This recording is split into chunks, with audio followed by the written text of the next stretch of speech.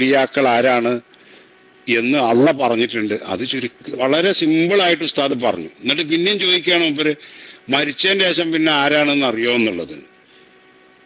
മരിക്കുന്നതിന്റെ മുമ്പേ ആണ് അതെന്ത് ചെയ്യുന്നത് അറിയണത്. ആ മരിക്കുന്നതിന്റെ മുമ്പുള്ള നിലപാടനുസരിച്ചാണ് അതിന്റെ ശേഷമുള്ളത് അവരോടുള്ള പെരുമാറ്റവും സമീപനവും. അത് ഏത് കാര്യത്തിലും അങ്ങനെ തന്നെ. മുസ്തഫ ഞാൻ പറയുന്നത് കേൾക്കുന്നുണ്ടാ?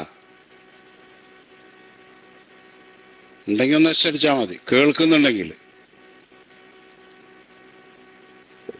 കേൾക്കണില്ലെങ്കിൽ പിന്നെ പറഞ്ഞിട്ട് കാര്യമില്ലല്ലോ.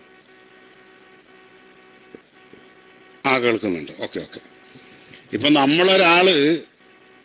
ഒരാള് മുസ്ലിം ആണെന്നുള്ള നിലക്കാണല്ലോ അയാൾ മരിച്ചതിന്റെ ശേഷം നമ്മൾ അദ്ദേഹത്തെ കുളിപ്പിക്കുകയും കഫൻ ചെയ്യുകയും അദ്ദേഹത്തിന്റെ പേരിൽ നിസ്കരിക്കുകയും അദ്ദേഹത്തെ മുസ്ലിമീങ്ങളുടെ ഖബർസ്ഥാനിൽ ശ്മശാനത്തിൽ മറമാടുകയും ചെയ്യുന്നത്. അങ്ങനെ തന്നെയല്ലേ സുഹൃത്തുക്കളെ? ഒരു മുസ്ലിം മരിച്ചാല് ആ പ്രദേശത്ത് ജീവിക്കുന്ന മുസ്ലിമീങ്ങൾക്ക് 4 കാര്യം ഫർളാണ്, ഫർള് കിഫായ. 1 ആളെ കുളിപ്പിക്കണം, 2 കഫൻ ചെയ്യണം, 3 നിസ്കരിക്കണം, 4 മറമാടണം. ഇത് നിർബന്ധമുള്ളത് മുസ്ലിം ആണെങ്കിലാണ് ഈ ആദ്യം പറഞ്ഞതൊക്കെ 3 4-മത്തത് പിന്നെ മറ്റൊരാരും ചെയ്യാനില്ല. ആരും ഇല്ലെങ്കിൽ പിന്നെ എവിടെയെങ്കിലും എന്ത് ചെയ്യണം? കുഴിച്ചിടണം. മറ്റുള്ളവർക്ക് ശല്യമാവുമല്ലോ. അന്നലക്ക് മുസ്ലിങ്ങൾ ചെയ്യേണ്ടതുള്ളൂ. അതേസമയം ഈ മരിച്ചപ്പോ ഇയാൾ മുസ്ലിം ആയിട്ടാണോ മരിച്ചത്, കാഫിറായിട്ടാണോ മരിച്ചതെന്ന് നമുക്കാർക്കെങ്കിലും അറിയോ?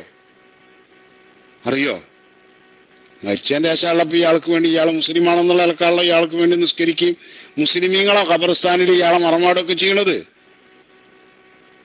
അതെങ്ങനെയാണ് മുസ്തഫ നമ്മൾ ഉറപ്പിക്കുന്നത്? അത് അയാൾ ജീവിച്ചിരിക്കുന്ന കാലത്ത് അയാളുടെ നിലപാടും കാര്യവും ഒക്കെ എങ്ങനെയാണോ അത് പരിഗണിച്ചിട്ടാണ്. എന്നതുപോലെ തന്നെ ജീവിതകാലത്ത് അദ്ദേഹത്തെ, ഈ വ്യക്തിയെ മറ്റുള്ള ആളുകൾ, അദ്ദേഹവുമായി ബന്ധമുള്ളവർ, അടുത്തറിയുന്നവർ, പണ്ഡിതന്മാർ, അവരെങ്ങനെയാണോ വിലയിരുത്തുന്നത് ആ നിലക്ക് അദ്ദേഹം മരണപ്പെട്ടാലും എന്ത് ചെയ്യും? അന്നിലക്കാണ് വിലയിരുത്തുക. അപ്പൊ അല്ലാഹു സുബ്ഹാനഹു വ തആല ഈ പറഞ്ഞ അവന്റെ മുത്തഖിയായി ജീവിക്കുന്ന, അള്ളാഹുവിന് പൂർണ്ണാർത്ഥത്തിൽ തഖ്വ ചെയ്ത് ജീവിക്കുന്ന, അതിന്റെ പുറമെ സുന്നത്തായ ഹദീസിൽ പറഞ്ഞിട്ടുണ്ടല്ലോ, ഖുദ്സിയായ ഹദീസില് ഫർളായ കാര്യങ്ങളെല്ലാം നിർവഹിച്ച് അതിന്റെ പുറമെ നവാഫിൽ കൊണ്ട് ധാരാളമായി ഐച്ഛികമായ, അഥവാ ചെയ്താൽ കൂലിയുണ്ട്, ഉപേക്ഷിച്ചാൽ അല്ലാഹു തആല ശിക്ഷിക്കൊന്നുമില്ല, അങ്ങനെയുള്ള ഖൈറായ കാര്യങ്ങൾ ധാരാളമായി ചെയ്തുകൊണ്ടാണ് അള്ളാഹുവിലേക്ക് അടുക്കുക. അപ്പോഴാണ് അള്ളാഹു തൃപ്തിപ്പെടുക എന്ന് അല്ലാഹു ഖുർആനിൽ പറഞ്ഞിട്ടുണ്ട്.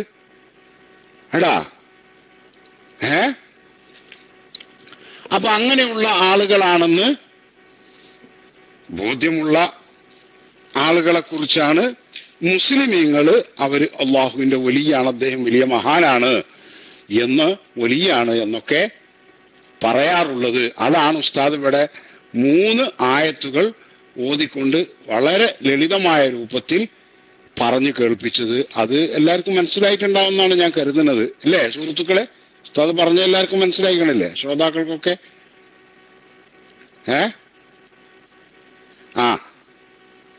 ഇനി സാങ്കേതികമായി അതിന്റെ ആരാണ് വലിയ എന്നുള്ളത് എന്ത് ചെയ്തിട്ടുണ്ട്, ഇവിടെ ജക്കി ഉസ്താദ് അടിച്ചിട്ടുണ്ട് വിശദമായി തന്നെ.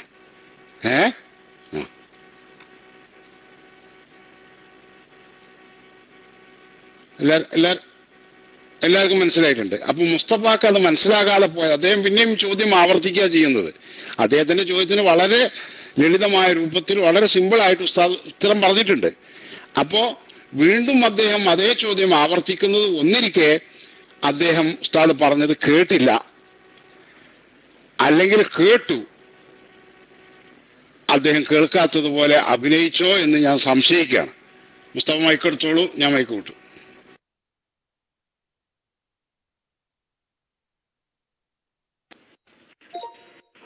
കേൾക്കാത്തത് കൊണ്ടല്ലേ കേൾവിക്കാരൻ ഉസ്താദ്. ഞാൻ ചോദിക്കുന്നത് എന്താണെന്ന് വെച്ച് കഴിഞ്ഞാല്, ഇവിടെ നിങ്ങൾ ചോദിച്ചു, ഒരാള് നമ്മുടെ കിബിലയിലേക്ക് തിരിഞ്ഞ് നമസ്കരിക്കുകയും ഒരാൾ നമ്മൾ അറുത്തത് ഭക്ഷിക്കുകയും ലാ ഇലാഹ ഇല്ലല്ലാഹ് എന്ന കെലിമത്ത് സാധിച്ച് ചൊല്ലുകയും ചെയ്താൽ അവൻ എങ്ങനെ മരിച്ചോ എന്ന് നമ്മൾ നോക്കേണ്ട ആവശ്യമില്ല. നമുക്ക് മയ്യത്ത് നിസ്കരിക്കാം. അവൻ ചിലപ്പോൾ നരകത്തേക്കും പോകും, അവൻ ചിലപ്പോൾ സ്വർഗത്തേക്കും പോകും, നമുക്കറിയില്ല അവന്റെ ഹിസാബ്.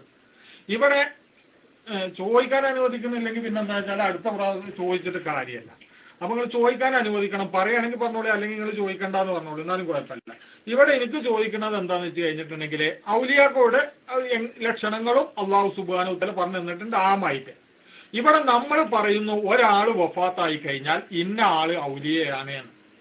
ഞാൻ ചോദിക്കുന്നത് എന്താ വെച്ചാൽ ഞാൻ തീർത്തു പറഞ്ഞില്ല. ഇപ്പൊ നിങ്ങളുടെ ഈ ക്ലാസ് റൂമിൽ തന്നെ ഒരു സുന്നി വിഭാഗത്തിൽപ്പെട്ട ഒരു പണ്ഡിതൻ മരിച്ചാൽ അദ്ദേഹം നരകത്തിന്റെ അടിത്തട്ടിലാണ് എന്ന് SK പ്രസംഗിക്കുന്ന സമയത്ത്, ആളെ പേര് ഞാൻ പറയുന്നില്ല, SK പ്രസംഗിക്കുന്ന സമയത്ത് നിങ്ങൾ ഈ ക്ലാസ് റൂമിൽ പറഞ്ഞ ഒരു വിഷയമുണ്ട്, ഒരാൾ വഫാത്തായി പോയാൽ അവൻ മുഅ്മിനാണെങ്കിൽ സ്വർഗത്തിലാണോ നരകത്തിലാണോ എന്ന് നമുക്ക് പറയാൻ പാടില്ല എന്നുള്ളത്. അപ്പൊ ഒരു ഔലിയയാണ് എന്ന് പറഞ്ഞാൽ ഞങ്ങളോട് ചോദിക്കണം, 300 നൂറ്റാണ്ടുകൾക്ക് ശേഷം ഇന്ന് വരെ ജീവിച്ച ഒരാൾ സ്വർഗത്തിലില്ല ഒരാളുടെ പേര് പറയുമോ എന്ന് പറഞ്ഞാൽ എങ്ങനെ നിങ്ങൾ പറയാം? ഒരാൾ സ്വർഗത്തിലുള്ള ഒരാളുടെ പേര് പറയുമോ? നിങ്ങളൊന്ന് പറയോ ഒരാളുടെ പേര്?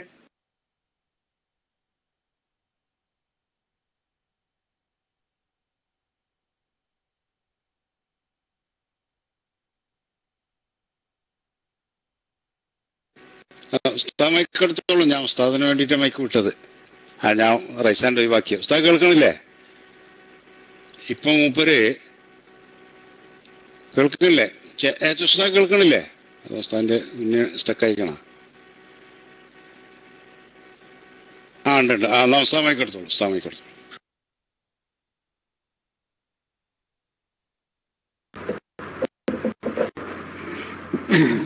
ഇപ്പൊ മുസ്തഫ ഇങ്ങനെ സംസാരിച്ചുകൊണ്ടിരിക്കുന്നതിന്റെ അടിയില് നമ്മളെ 555 വന്നിട്ട് ഇങ്ങനെ ഇറക്കുന്നതൊക്കെ അടിക്കുന്നുണ്ട്.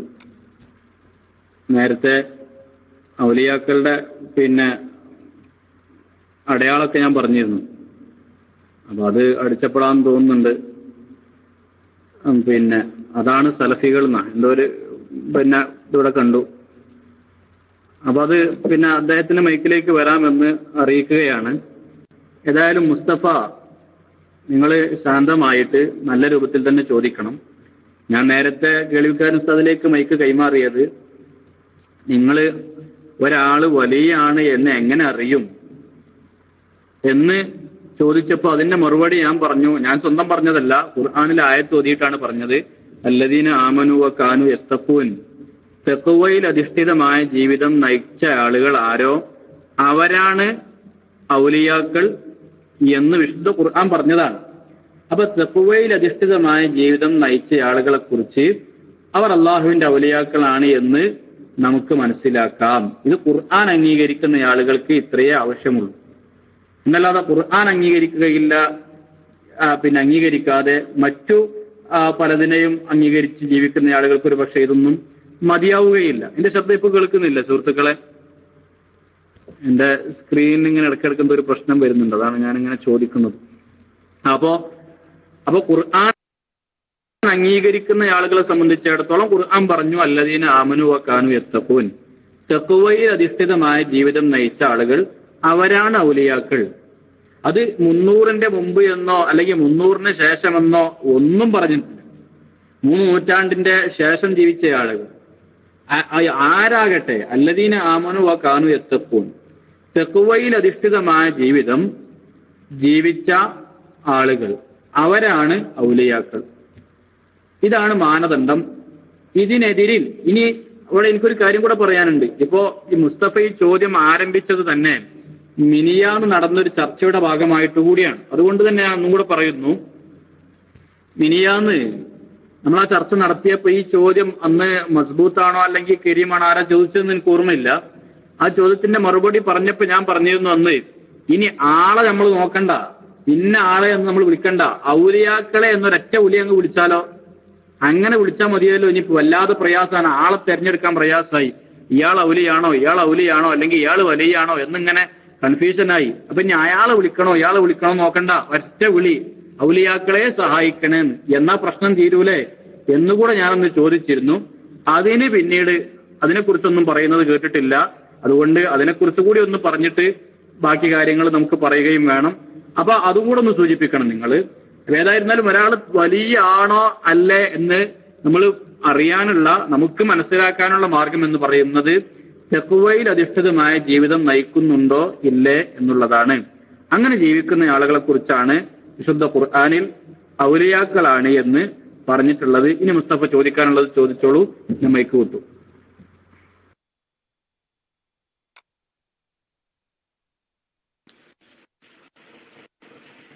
ആ വിഷയത്തിൽ ചർച്ച നിങ്ങളിപ്പോ ചോദിച്ച ചോദ്യങ്ങള്, ആ ചോദിച്ച ഔലിയാക്കളെ എന്ന് വിളിച്ചൂലേ എന്നുള്ള ചോദ്യം ചോദിച്ചപ്പോൾ അങ്ങനെ വിളിക്കാൻ പാടില്ല എന്നുള്ള നിങ്ങൾ അതിന് തോട്ടിടുകയാണ്, അതാണ് പ്രശ്നം. പിന്നെ വിളിക്കാൻ പാടില്ല എന്നുള്ളതാണ്. അത് ആരാധനയുമായി കൊണ്ട് ബന്ധപ്പെട്ടുകൊണ്ട് ചർച്ച മാറിപ്പോവുകയാണ്. അപ്പൊ വിളിക്കാൻ പാടില്ല എന്ന് തന്നെയാണ് എന്റെ വാദം. അതിനെപ്പറ്റി ചർച്ച നമുക്ക് ചെയ്യാം. പക്ഷെ ഈ ചെയ്ത ചർച്ച ആണെങ്കിൽ നമുക്കൊന്ന് പൂർത്തീകരിക്കാം. ഞാൻ ചോദിക്കുന്നത് എന്താണെന്ന് വെച്ച് കഴിഞ്ഞിട്ടുണ്ടെങ്കിൽ, നിങ്ങൾ ഒരാൾ ജീവിക്കുക, തെക്കുവയിൽ ജീവിക്കുകയാണ് ഇന്ന് കേരളത്തിലുള്ള ഈ ഏതെങ്കിലും ഒരാൾ, ഈ തെക്കുവയിൽ ജീവിക്കുന്ന ഒരാൾക്കും നിങ്ങൾ ഈ വഫാത്തായി പോയ ആളുകൾക്ക് വെച്ചു കൊടുക്കുന്ന ഈ മാനദണ്ഡത്തിന്റെ അടിസ്ഥാനത്തിൽ ഇവൻ ഔലിയാണെന്ന് പറയുന്നുണ്ട്, അത് നിങ്ങൾ വിശ്വസിക്കുന്നുണ്ട്. ഞാൻ ചോദിക്കുന്നു, ജീവിച്ചിരിക്കുന്ന ഒരാളെ പോലും നിങ്ങൾ അങ്ങനെ കാണിച്ചു തരാൻ നിങ്ങൾക്ക് കഴിയുന്നില്ല. അപ്പോ ഈ തെക്കുവയിൽ ജീവിക്കുന്ന ആളുകൾ ഇന്നുണ്ടല്ലോ കേരളത്തിൽ, അത് കാണിച്ചു തരാൻ നിങ്ങൾക്ക് കഴിയൂല. ഒരാൾ വഫാത്തായി പോയാലോ അയാൾ ഔലിയാണെന്ന് നിങ്ങൾ പറയും ചെയ്യും. ഇവിടെയാണ് എനിക്ക് ഈ അഭിപ്രായ വ്യത്യാസം വരുന്നത്. മനസ്സിലായി കാണുമെന്ന് വിചാരിക്കുന്നു. മൈക്കറിയ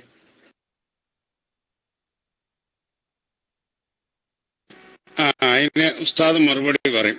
അപ്പൊ അദ്ദേഹത്തിന്റെ ചോദ്യത്തിന്റെ മർമ്മം നിങ്ങൾക്ക് മനസ്സിലായ സുഹൃത്തുക്കളെ? വഫാത്തായി പോയ ആളുകളെ ചിലരൊക്കെ എന്ത് ചെയ്യുന്നുണ്ട്, മുസ്ലിം ലോകം സുന്നികള് ആണല്ലോ, മുസ്ലിമീങ്ങള് സുന്നികള് വലിയാണെന്ന് പറയുകയോ അല്ലെങ്കിൽ വിശ്വസിക്കുകയോ ചെയ്യുന്നുണ്ട്. അപ്പൊ നിങ്ങളെന്താ ജീവിച്ചിരിക്കുന്ന ഒരാൾ അങ്ങനെ കാണിച്ചു തരാത്തത്? അതൊരു നല്ല ചോദ്യമാണ് അല്ലേ? അതിനല്ലേ അല്ലേ അല്ലേ സുഹൃത്തുക്കളെ? അങ്ങനെ തന്നെയല്ലേ ചോദ്യം? മുസ്തഫയുടെ ചോദ്യമല്ലേ? അതിന് ഉത്തരം വളരെ സിമ്പിളാണ് മുസ്തഫ. കാരണം വലിയാവുന്നത് ഇയാൾ മുത്തക്കയായിട്ട് ജീവിച്ചിട്ട് അങ്ങനെ ആ തഖ്വയിൽ അധിഷ്ഠിതമായ ജീവിതത്തിൽ തന്നെ ആവണം ഇയാൾ വഫാത്താവണത്. മനസ്സിലായോ? അപ്പൊ ജീവിച്ചിരിക്കണ കാലത്ത് നമ്മളിങ്ങനെ കണ്ടു, ഇപ്പൊ തന്നെ വലിയാറിന് ചിലപ്പോ പിറ്റുന്നാളോ അതിന്റെ പിറ്റുന്നാളോ ആള് മുർത്തതായാൽ, അയാൾ അതിന് വിരുദ്ധമായ പ്രവർത്തനം നടത്തിയാൽ കണ്ടോ, അപ്പൊ വഫാത്തായതിന്റെ ശേഷമേ ഉറപ്പിക്കാൻ പറ്റുള്ളൂ. കാരണം ഇതേ രീതിയിൽ തന്നെ അയാൾ എന്ത് ചെയ്യണം, വഫാത്താവും കൂടി വേണം. മനസ്സിലായോ നിങ്ങൾക്ക്? മനസ്സിലാകണ്ടോ മുസ്തഫ? ഒരാൾ തഖ്വയിൽ അധിഷ്ഠിതമായ ജീവിതം അങ്ങനെ നയിച്ചുകൊണ്ടിരിക്കുന്നുണ്ട്. ആള് വലിയാണ് എന്നറിഞ്ഞ് അങ്ങനെ പ്രഖ്യാപിച്ച് ആദരിച്ച് ബഹുമാനിച്ച്, ശരിയല്ലാന്നോ? ശരിയല്ലാന്ന് എന്ത് ശരിയല്ലാന്ന് ഇതുണ്ടോ? ശരിയാ ഉത്തരം പറഞ്ഞപ്പോ മൂപ്പര് പറഞ്ഞു ശരിയല്ലാന്ന്.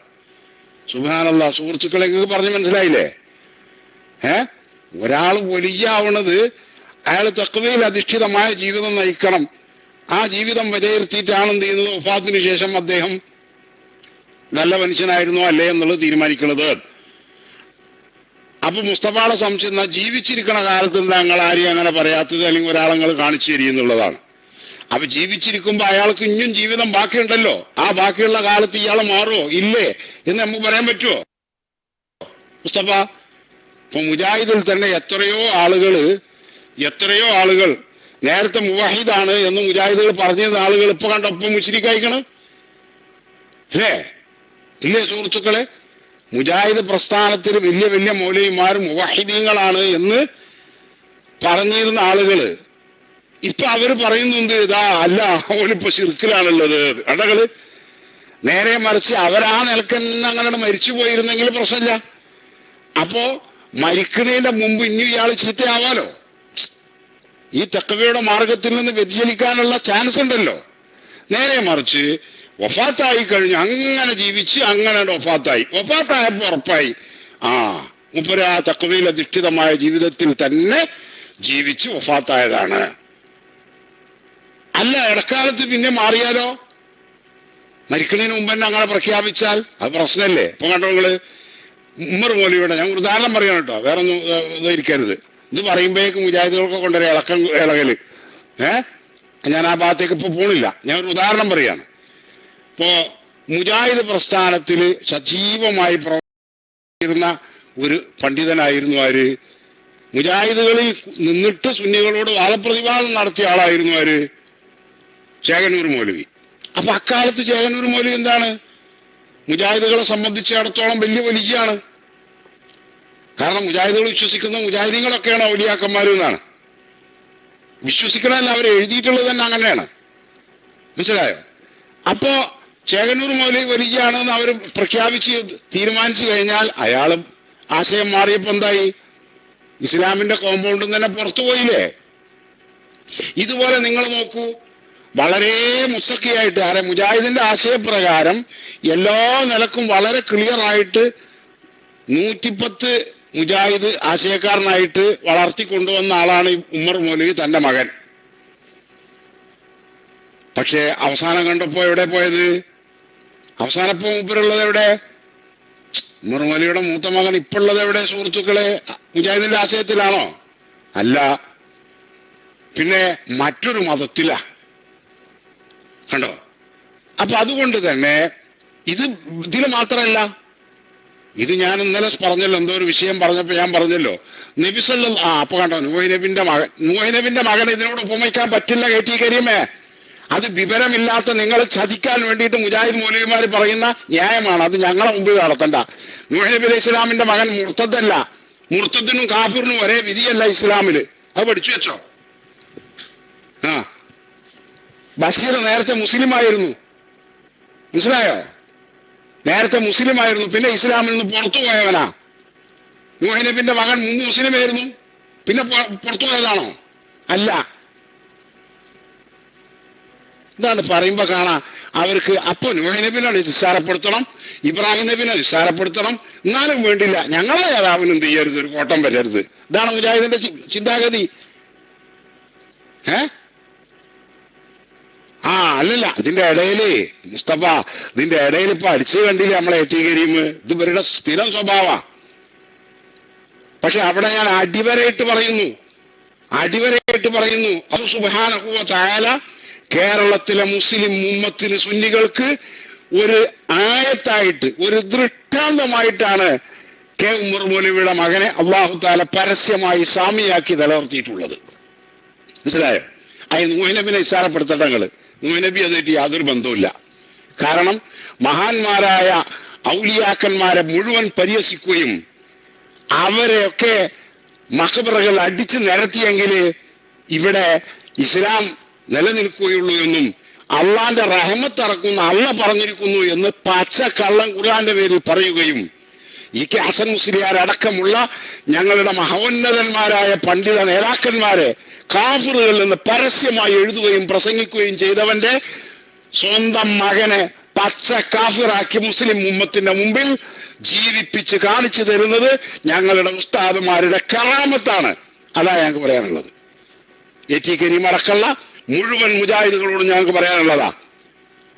ഞങ്ങളുടെ കെ ഹസൻ മുസ്ലിയാർ അടക്കമുള്ള ഞങ്ങളുടെ പണ്ഡിതന്മാരുടെ കറാമത്താണ് അല്ലാഹു തആല ഞങ്ങൾക്ക് നിങ്ങളുടെ പ്രസിഡന്റിന്റെ മകൻ തന്നെ പച്ച കാഫിറായി കുഫിരിയത്തിലേക്ക് ജനങ്ങളെ ക്ഷണിക്കുന്ന രൂപത്തിൽ, അതും മലപ്പുറം ജില്ലയുടെ ഒരു അതിരിൽ തന്നെ ജീവിച്ചുകൊണ്ടിരിക്കുന്നത്. ഈ കറ മായ്ക്കാൻ, ഈ കല മായ്ച്ചത് മാറ്റാൻ മുജാഹിദ് പ്രസ്ഥാനത്തിന് ഒരു ഗ്രൂപ്പിനും സാധ്യമല്ല. അത് ഞാൻ ഇടക്കൊന്ന് പറഞ്ഞതാ. അപ്പൊ ചുരുക്കത്തിൽ മുസ്തഫാന്റെ മറുപടി ഞാൻ ഒന്നുകൂടി ആവർത്തിക്കുകയാണ്. ജീവിച്ചിരിക്കുമ്പോൾ ഉറപ്പിക്കാൻ വയ്യ. കാരണം കുറച്ച് കഴിഞ്ഞിട്ടല്ലേ മരിക്കുക. മരിക്കണതിന്റെ ഇടയ്ക്ക് ഇയാൾ പിന്നെയും തഖ്വയുടെ മാർഗത്തിൽ നിന്ന് വ്യതിചലിച്ചാലോ? നബി സല്ലല്ലാഹു അലൈഹി ഞങ്ങളുടെ സഹാബിയായിരുന്ന ആളുകൾ പിന്നീട് എന്ത് ചെയ്തിട്ടുണ്ട്? അങ്ങനെ വ്യതിചലിച്ചതുണ്ട്. പല കാലങ്ങളിലും അങ്ങനെ ഉണ്ട്. അപ്പൊ അതുകൊണ്ടാണ് അതിന് മുമ്പ് പറയാത്തത്. മരിച്ചു കഴിഞ്ഞാൽ പിന്നെ ഉറപ്പിച്ചല്ലോ, ഇനി എന്ത് ചെയ്യൂല, ആള് തെറ്റൂലല്ലോ. അതുകൊണ്ടാണ് എന്ന് ചുരുക്കത്തിൽ ഞാൻ മൈക്ക് വിട്ടു. ഇൻഷാ അല്ലാഹ് ഏജ് സുൽത്താന്റെ മൈക്ക് കൊടുക്കും. അസ്സലാമു അലൈക്കും.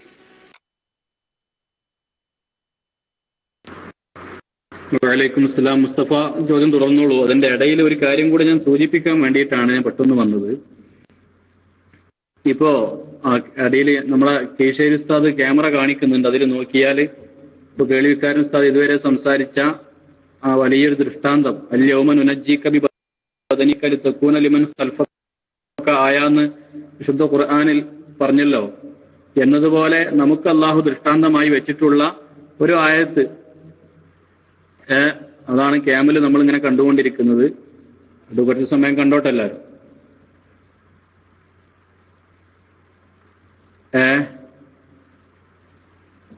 എല്ലാവരും ക്യാമൊന്ന് കുറച്ചു നേരം കണ്ടിരിക്കാം. പക്ഷെ ഞാനിപ്പോ പറയാൻ ഉദ്ദേശിച്ചത് അതല്ല. ഞാൻ മറ്റൊരു കാര്യം കൂടെ പറയാനാ. അതായത് ഇപ്പോ ഈ ശബ്ദം കേൾക്കുന്ന ആളുകൾ, ഒരുപാട് ആളുകൾ കോട്ടൂർ ഉസ്താദ്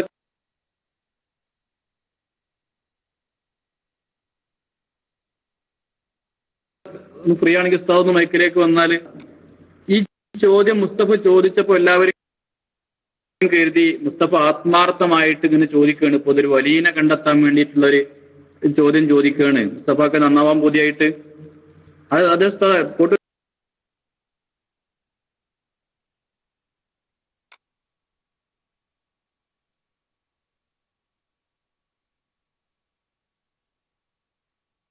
ഒന്ന് മുകളിലേക്ക് വരണം, ചർച്ച തുടരണം. ഞാൻ ഇത് പറയും. അതായത് മുസ്തഫ ചോദിച്ചപ്പോ നമ്മളൊക്കെ കരുതി മുസ്തഫ ഇപ്പൊ ഔലിയാക്കന്മാരെ കണ്ടെത്തിയിട്ട് ഒന്ന് നന്നാകാനൊക്കെ തീരുമാനിച്ചിട്ട് ഔലിയാക്കന്മാരെ തേടി ഇറങ്ങിയതാണെന്ന്. അതല്ല സംഭവം.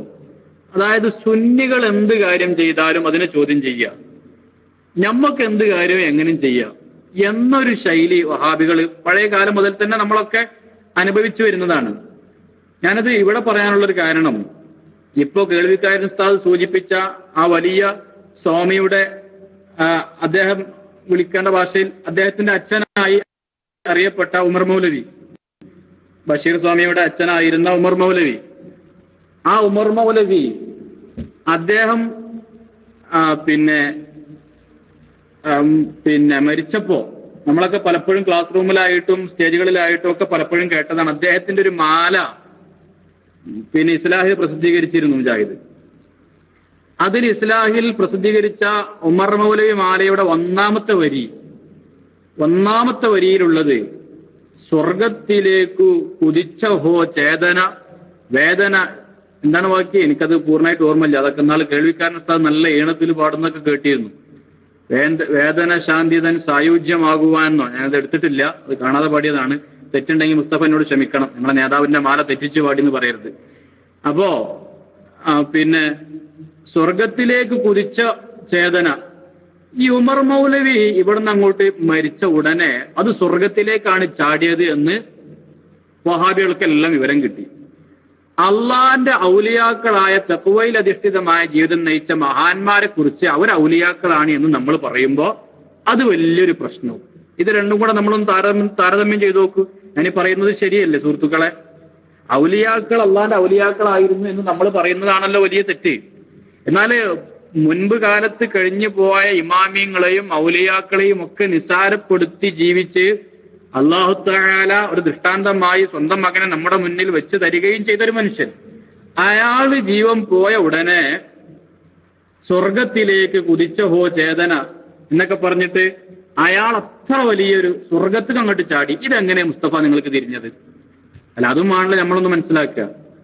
ആ കേൾവിക്കാരൻ ഉസ്താദ് പാടുമ്പോൾ അതിന് പ്രത്യേക ഒരു രസമുണ്ട്. അത് ഉസ്താദ് ഒന്ന് പാടണം. കോട്ടൂർ ഉസ്താദ് മൈക്കിലേക്ക് വരുന്ന സന്തോഷമാണ്. അപ്പൊ ഞാനിത് പറഞ്ഞത് എന്തിനാന്ന് വെച്ചാല്, അതുകൊണ്ട് മുസ്തഫ നിങ്ങളൊരു കാര്യം മനസ്സിലാക്കുക. നിങ്ങൾ എന്തടിസ്ഥാനമാക്കിയിട്ടാണ് ഉമർ മൗലവി സ്വർഗത്തിലേക്ക് കുതിച്ചു എന്ന് എഴുതിയത്? നിങ്ങൾ നേതാവായി അംഗീകരിക്കുന്ന ഒരാളെ അയാൾ സ്വർഗത്തിലേക്ക് കുതിച്ചു എന്ന് പറയാൻ നിങ്ങൾ കണ്ടിരുന്ന ന്യായം എന്തായിരുന്നു? പറഞ്ഞ മാനദണ്ഡമാണ് സ്വീകരിക്കുന്നത്. ഖുർആനിൽ അല്ലാഹ് പറഞ്ഞു, ഇൻ ഔലിയാഉഹു ഇല്ലൽ മുത്തഖൂൻ. അതുപോലെ തന്നെ അലാ ഇന്ന ഔലിയാ അല്ലാഹി ലാ ഖൗഫുൻ അലൈഹിം വലാ ഹും യഹ്സനൂൻ എന്ന് പറഞ്ഞിട്ട് അല്ലാഹ് പറഞ്ഞു, അവര് അല്ലദീ തഖ്വയിൽ അധിഷ്ഠിതമായ ജീവിതം നയിക്കുന്ന ആളുകൾ, അവരെ കുറിച്ച് ഞങ്ങൾ ഔലിയാക്കളി എന്ന് പറയും. മനസ്സിലായോ? എന്നാൽ നിങ്ങള് ഉമർ മൗലവി പോയ സമയത്ത് സ്വർഗത്തിലേക്ക് കുതിച്ചു എന്ന് പറയാൻ നിങ്ങൾക്കുള്ള മാനദണ്ഡം എന്താണ്? ഇതാണ് ഞാൻ പറഞ്ഞത്. ഞങ്ങൾക്ക് എന്തുമാകാം, സുന്നികൾ എന്ത് പറഞ്ഞാലും അതിനെ ചോദ്യം ചെയ്യണം എന്ന് പറയുന്ന രൂപത്തിലുള്ള ഒരു ശൈലി, അത് മാന്യമായ ഭാഷയിൽ പറഞ്ഞാൽ അത് എന്താ പറയാ, പിന്നെ ശരിയല്ല എന്ന് മാത്രമേ ഞാൻ അതിനെക്കുറിച്ച് പറയുന്നുള്ളൂ. അതുകൊണ്ട് ചോദ്യത്തിനുള്ള മറുപടി പറഞ്ഞിട്ടുണ്ട്. ഒരാൾ വലിയ ആണ് എന്നറിയാനുള്ള മാനദണ്ഡം അത് 3 നൂറ്റാണ്ടിന്റെ മുൻപാകട്ടെ ശേഷമാകട്ടെ, 3 നൂറ്റാണ്ടിന്റെ മുമ്പ് ജീവിച്ച എല്ലാവരും ഔലിയാക്കളൊന്നുമല്ല. 3 നൂറ്റാണ്ടിന്റെ മുമ്പ് ജീവിച്ച ആളല്ലേ അബൂജഹലൊക്കെ. അയാൾ എന്തുകൊണ്ട് ഔലിയാക്കളിൽ പെടാതിരുന്നത്? അത് അല്ലദീന ആമനു വകാനു യത്തഖൂൻ എന്ന് പറഞ്ഞ വിഭാഗത്തിൽ പെടാത്തത് കൊണ്ടാണ്. ആ വിഭാഗത്തിൽ പെടുന്ന ആളുകളാകുമ്പോ അത് 3 നൂറ്റാണ്ടിന്റെ മുമ്പായാലും ശേഷമായാലും അല്ലാഹു തആല നേരത്തെ ഞാൻ ഓതി കേൾപ്പിച്ച അള്ളാഹു പറഞ്ഞ ആ ആയത്തിന്റെ കീഴിൽ അവർ വരികയും അവരെ കുറിച്ച് നമ്മൾ അങ്ങനെ ധരിക്കുകയും ചെയ്യും. ഇത് ചുരുക്കത്തിൽ പറയാൻ വേണ്ടിയാണ് ഞാൻ മൈക്കിലേക്ക് വന്നത്. മുജാഹിദിന്റെ മൗലവി എന്നുണ്ടല്ലോ ഉസ്താദെ, എനിക്കത് ഓർമ്മയില്ല, കേൾവിക്കാരൻ ഉസ്താദിനൊക്കെ അറിയായിരിക്കും. പിന്നെ അബൂബക്കർ സിദ്ദീഖിന്റെ പോലത്തെ പിന്നെ ആളും ഉമർ തങ്ങളെ പോലത്തെ ധീരനും എന്നൊക്കെ പറഞ്ഞിട്ട് ഉമർ മൗലവി പിന്നെ കെ എം മൗലവിന്റെ മഹത്വത്തെ പറഞ്ഞിരുന്നു പഴയ കാലത്ത്. അപ്പൊ ഇങ്ങനെ അവരുടെ നിങ്ങളുടെ നേതാക്കന്മാര് മരിച്ച മുസ്തഫ പോയാ മുജാഹിദിന്റെ നേതാക്കന്മാര് മരിച്ചാൽ അവരൊക്കെ അബൂബക്കർ സിദ്ദീഖിന്റെ സ്ഥാനവും ഉമർ തങ്ങളെ സ്ഥാനവും ഉസ്മാൻ തങ്ങളെ സ്ഥാനം അലിയാരെ സ്ഥാനം എല്ലാവരും കൂടെ സ്ഥാനം ഒരുമിച്ച് കൂട്ടിയ ആളും പിന്നെ സുന്നികളായ ആളുകൾ, അത് മഹാന്മാര് മരിച്ചാൽ അവരൊക്കെ വല്ലാത്ത മോശക്കാരായ ആളുകളും. ഈ ഒരു മനസ്സാണ് മുസ്തഫ നിങ്ങളെ കേടുവരുത്തുന്നത്. അതുകൊണ്ട് ആ മനസ്സിൽ നിന്ന് നിങ്ങൾ മാറണം എന്നാണ് പറയാനുള്ളത്. മൈക്ക് വിട്ടു. പിന്നെ മുസ്തഫ മൈക്ക് എടുത്തോളൂ, അല്ലെങ്കിൽ ഉസ്താദുമാർ ആരെങ്കിലും മൈക്കിലേക്ക് വരുന്നുണ്ടെങ്കിൽ മൈക്ക് എടുക്കാം, അല്ലെങ്കിൽ മുസ്തഫ തന്നെ മൈക്ക് എടുത്തോളൂ. ഞാൻ മൈക്ക് വിട്ടു.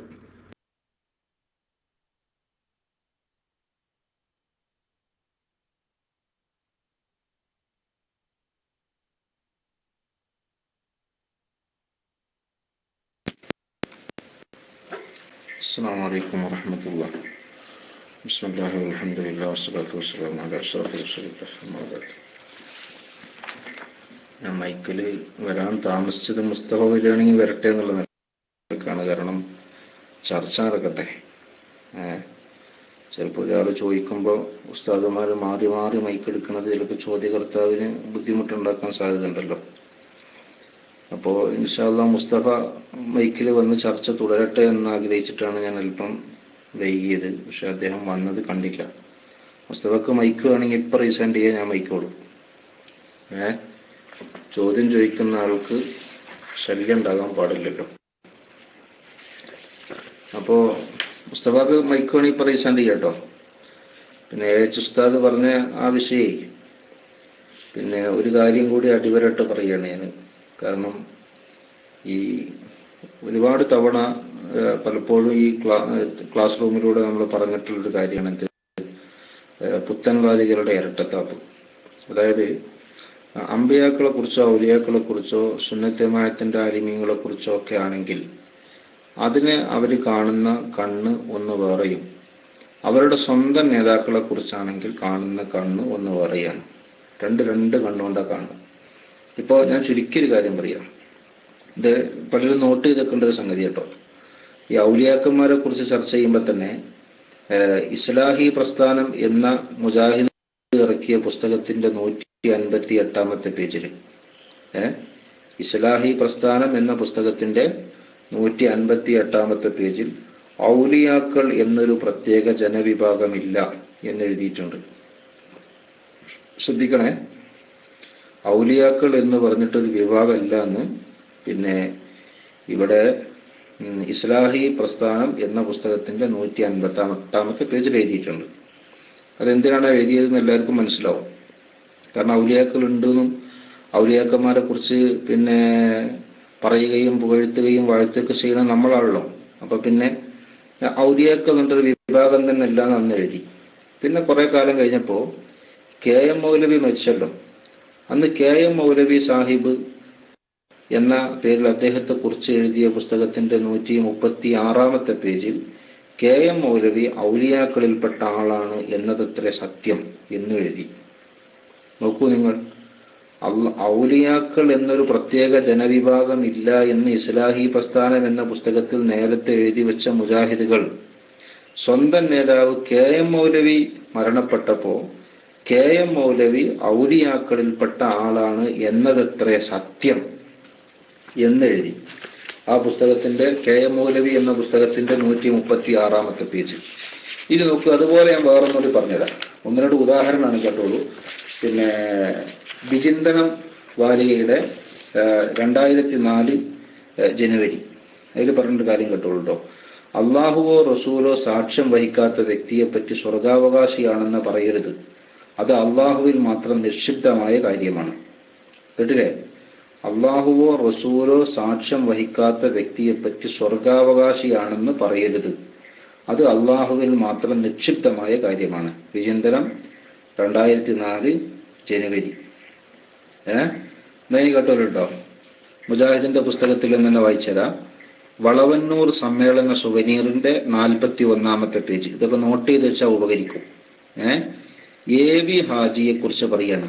AV ഹാജി സ്വർഗത്തിൽ നിന്ന് വന്ന് സ്വർഗത്തിലേക്ക് തന്നെ തിരിച്ചുപോയി. അല്ലാഹു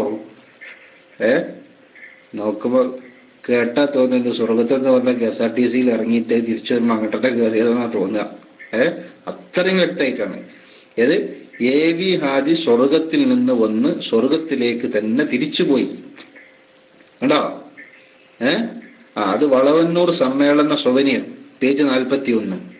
പിന്നെ ഉമർ മൗലവിനെ പറ്റി ഇസ്ലാഹിൽ 2000 എഴുതിയത് നേരത്തെ പിന്നെ നമ്മളെ ഉസ്താദ് വായിച്ചു. സ്വർഗത്തിലേക്ക് കുതിച്ചു ഹോ ചേതന എന്ന് പറഞ്ഞില്ലേ? അത് ഉമർ മൗലവിയെ കുറിച്ച് എന്താക്കിയതാ പറഞ്ഞതാ. അതിന് ശേഷം സമാനമായ 2-3 വരികളുണ്ട്. ഭൂമി ഉരുണ്ടപ്പോൾ എൻ കയ്യിൽ എന്ന ഭൂമി അതൊക്കെയും ഒരു ചുമടെന്നോവർ എന്ന മുഹിയുദ്ദീൻ മാലയുടെ വരി എടുത്തിട്ട് അത് അള്ളാഹുവിന്റെ വിശേഷണം ഷെയ്ഖിന് ചാർത്തലാണ്, അള്ളാഹുവിന്റെ കഴിവ് അവകാശപ്പെടലാണ് എന്ന് അൽ ഇസ്ലാഹ് മാസിക 1990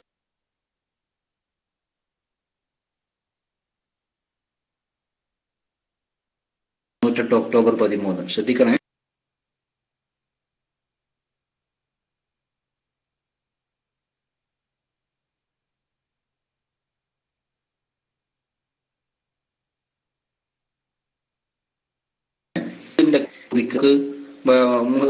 അൽ ഇസ്ലാഹിൽ 2000 ഉമർ മൗലവിനെ കുറിച്ച് പറഞ്ഞ എന്താ അറിയോ? സ്വർഗലോകം കൈക്കുള്ളിലാക്കി ജീവിക്കവേ എങ്ങനെ അങ്ങ് സമ്പാദിച്ചു ഭൂമിയെ. അല്ലാഹ് ആരോട് ചോദിക്കാണ്? ഉമർ മൗലവിനോട് ചോദിക്കാണ്. സ്വർഗലോകം കൈക്കുള്ളിലാക്കി ജീവിക്കവേ എങ്ങനെ അങ്ങു സമ്പാദിച്ചു ഭൂമിയെ. കണ്ടോ? അപ്പൊ സ്വർഗലോകം ഉമർ മൗലവി കൈക്കുള്ളിലാക്കിയിട്ടാണ് ജീവിച്ചത് എന്ന് മാലേ പറയുന്നു. ആകാശഭൂമിയേക്കാളും വിശാലമാണ് സ്വർഗം എന്ന് പരിശുദ്ധ ഖുർആൻ എത്രയോ തവണ പറഞ്ഞിട്ടുണ്ട്.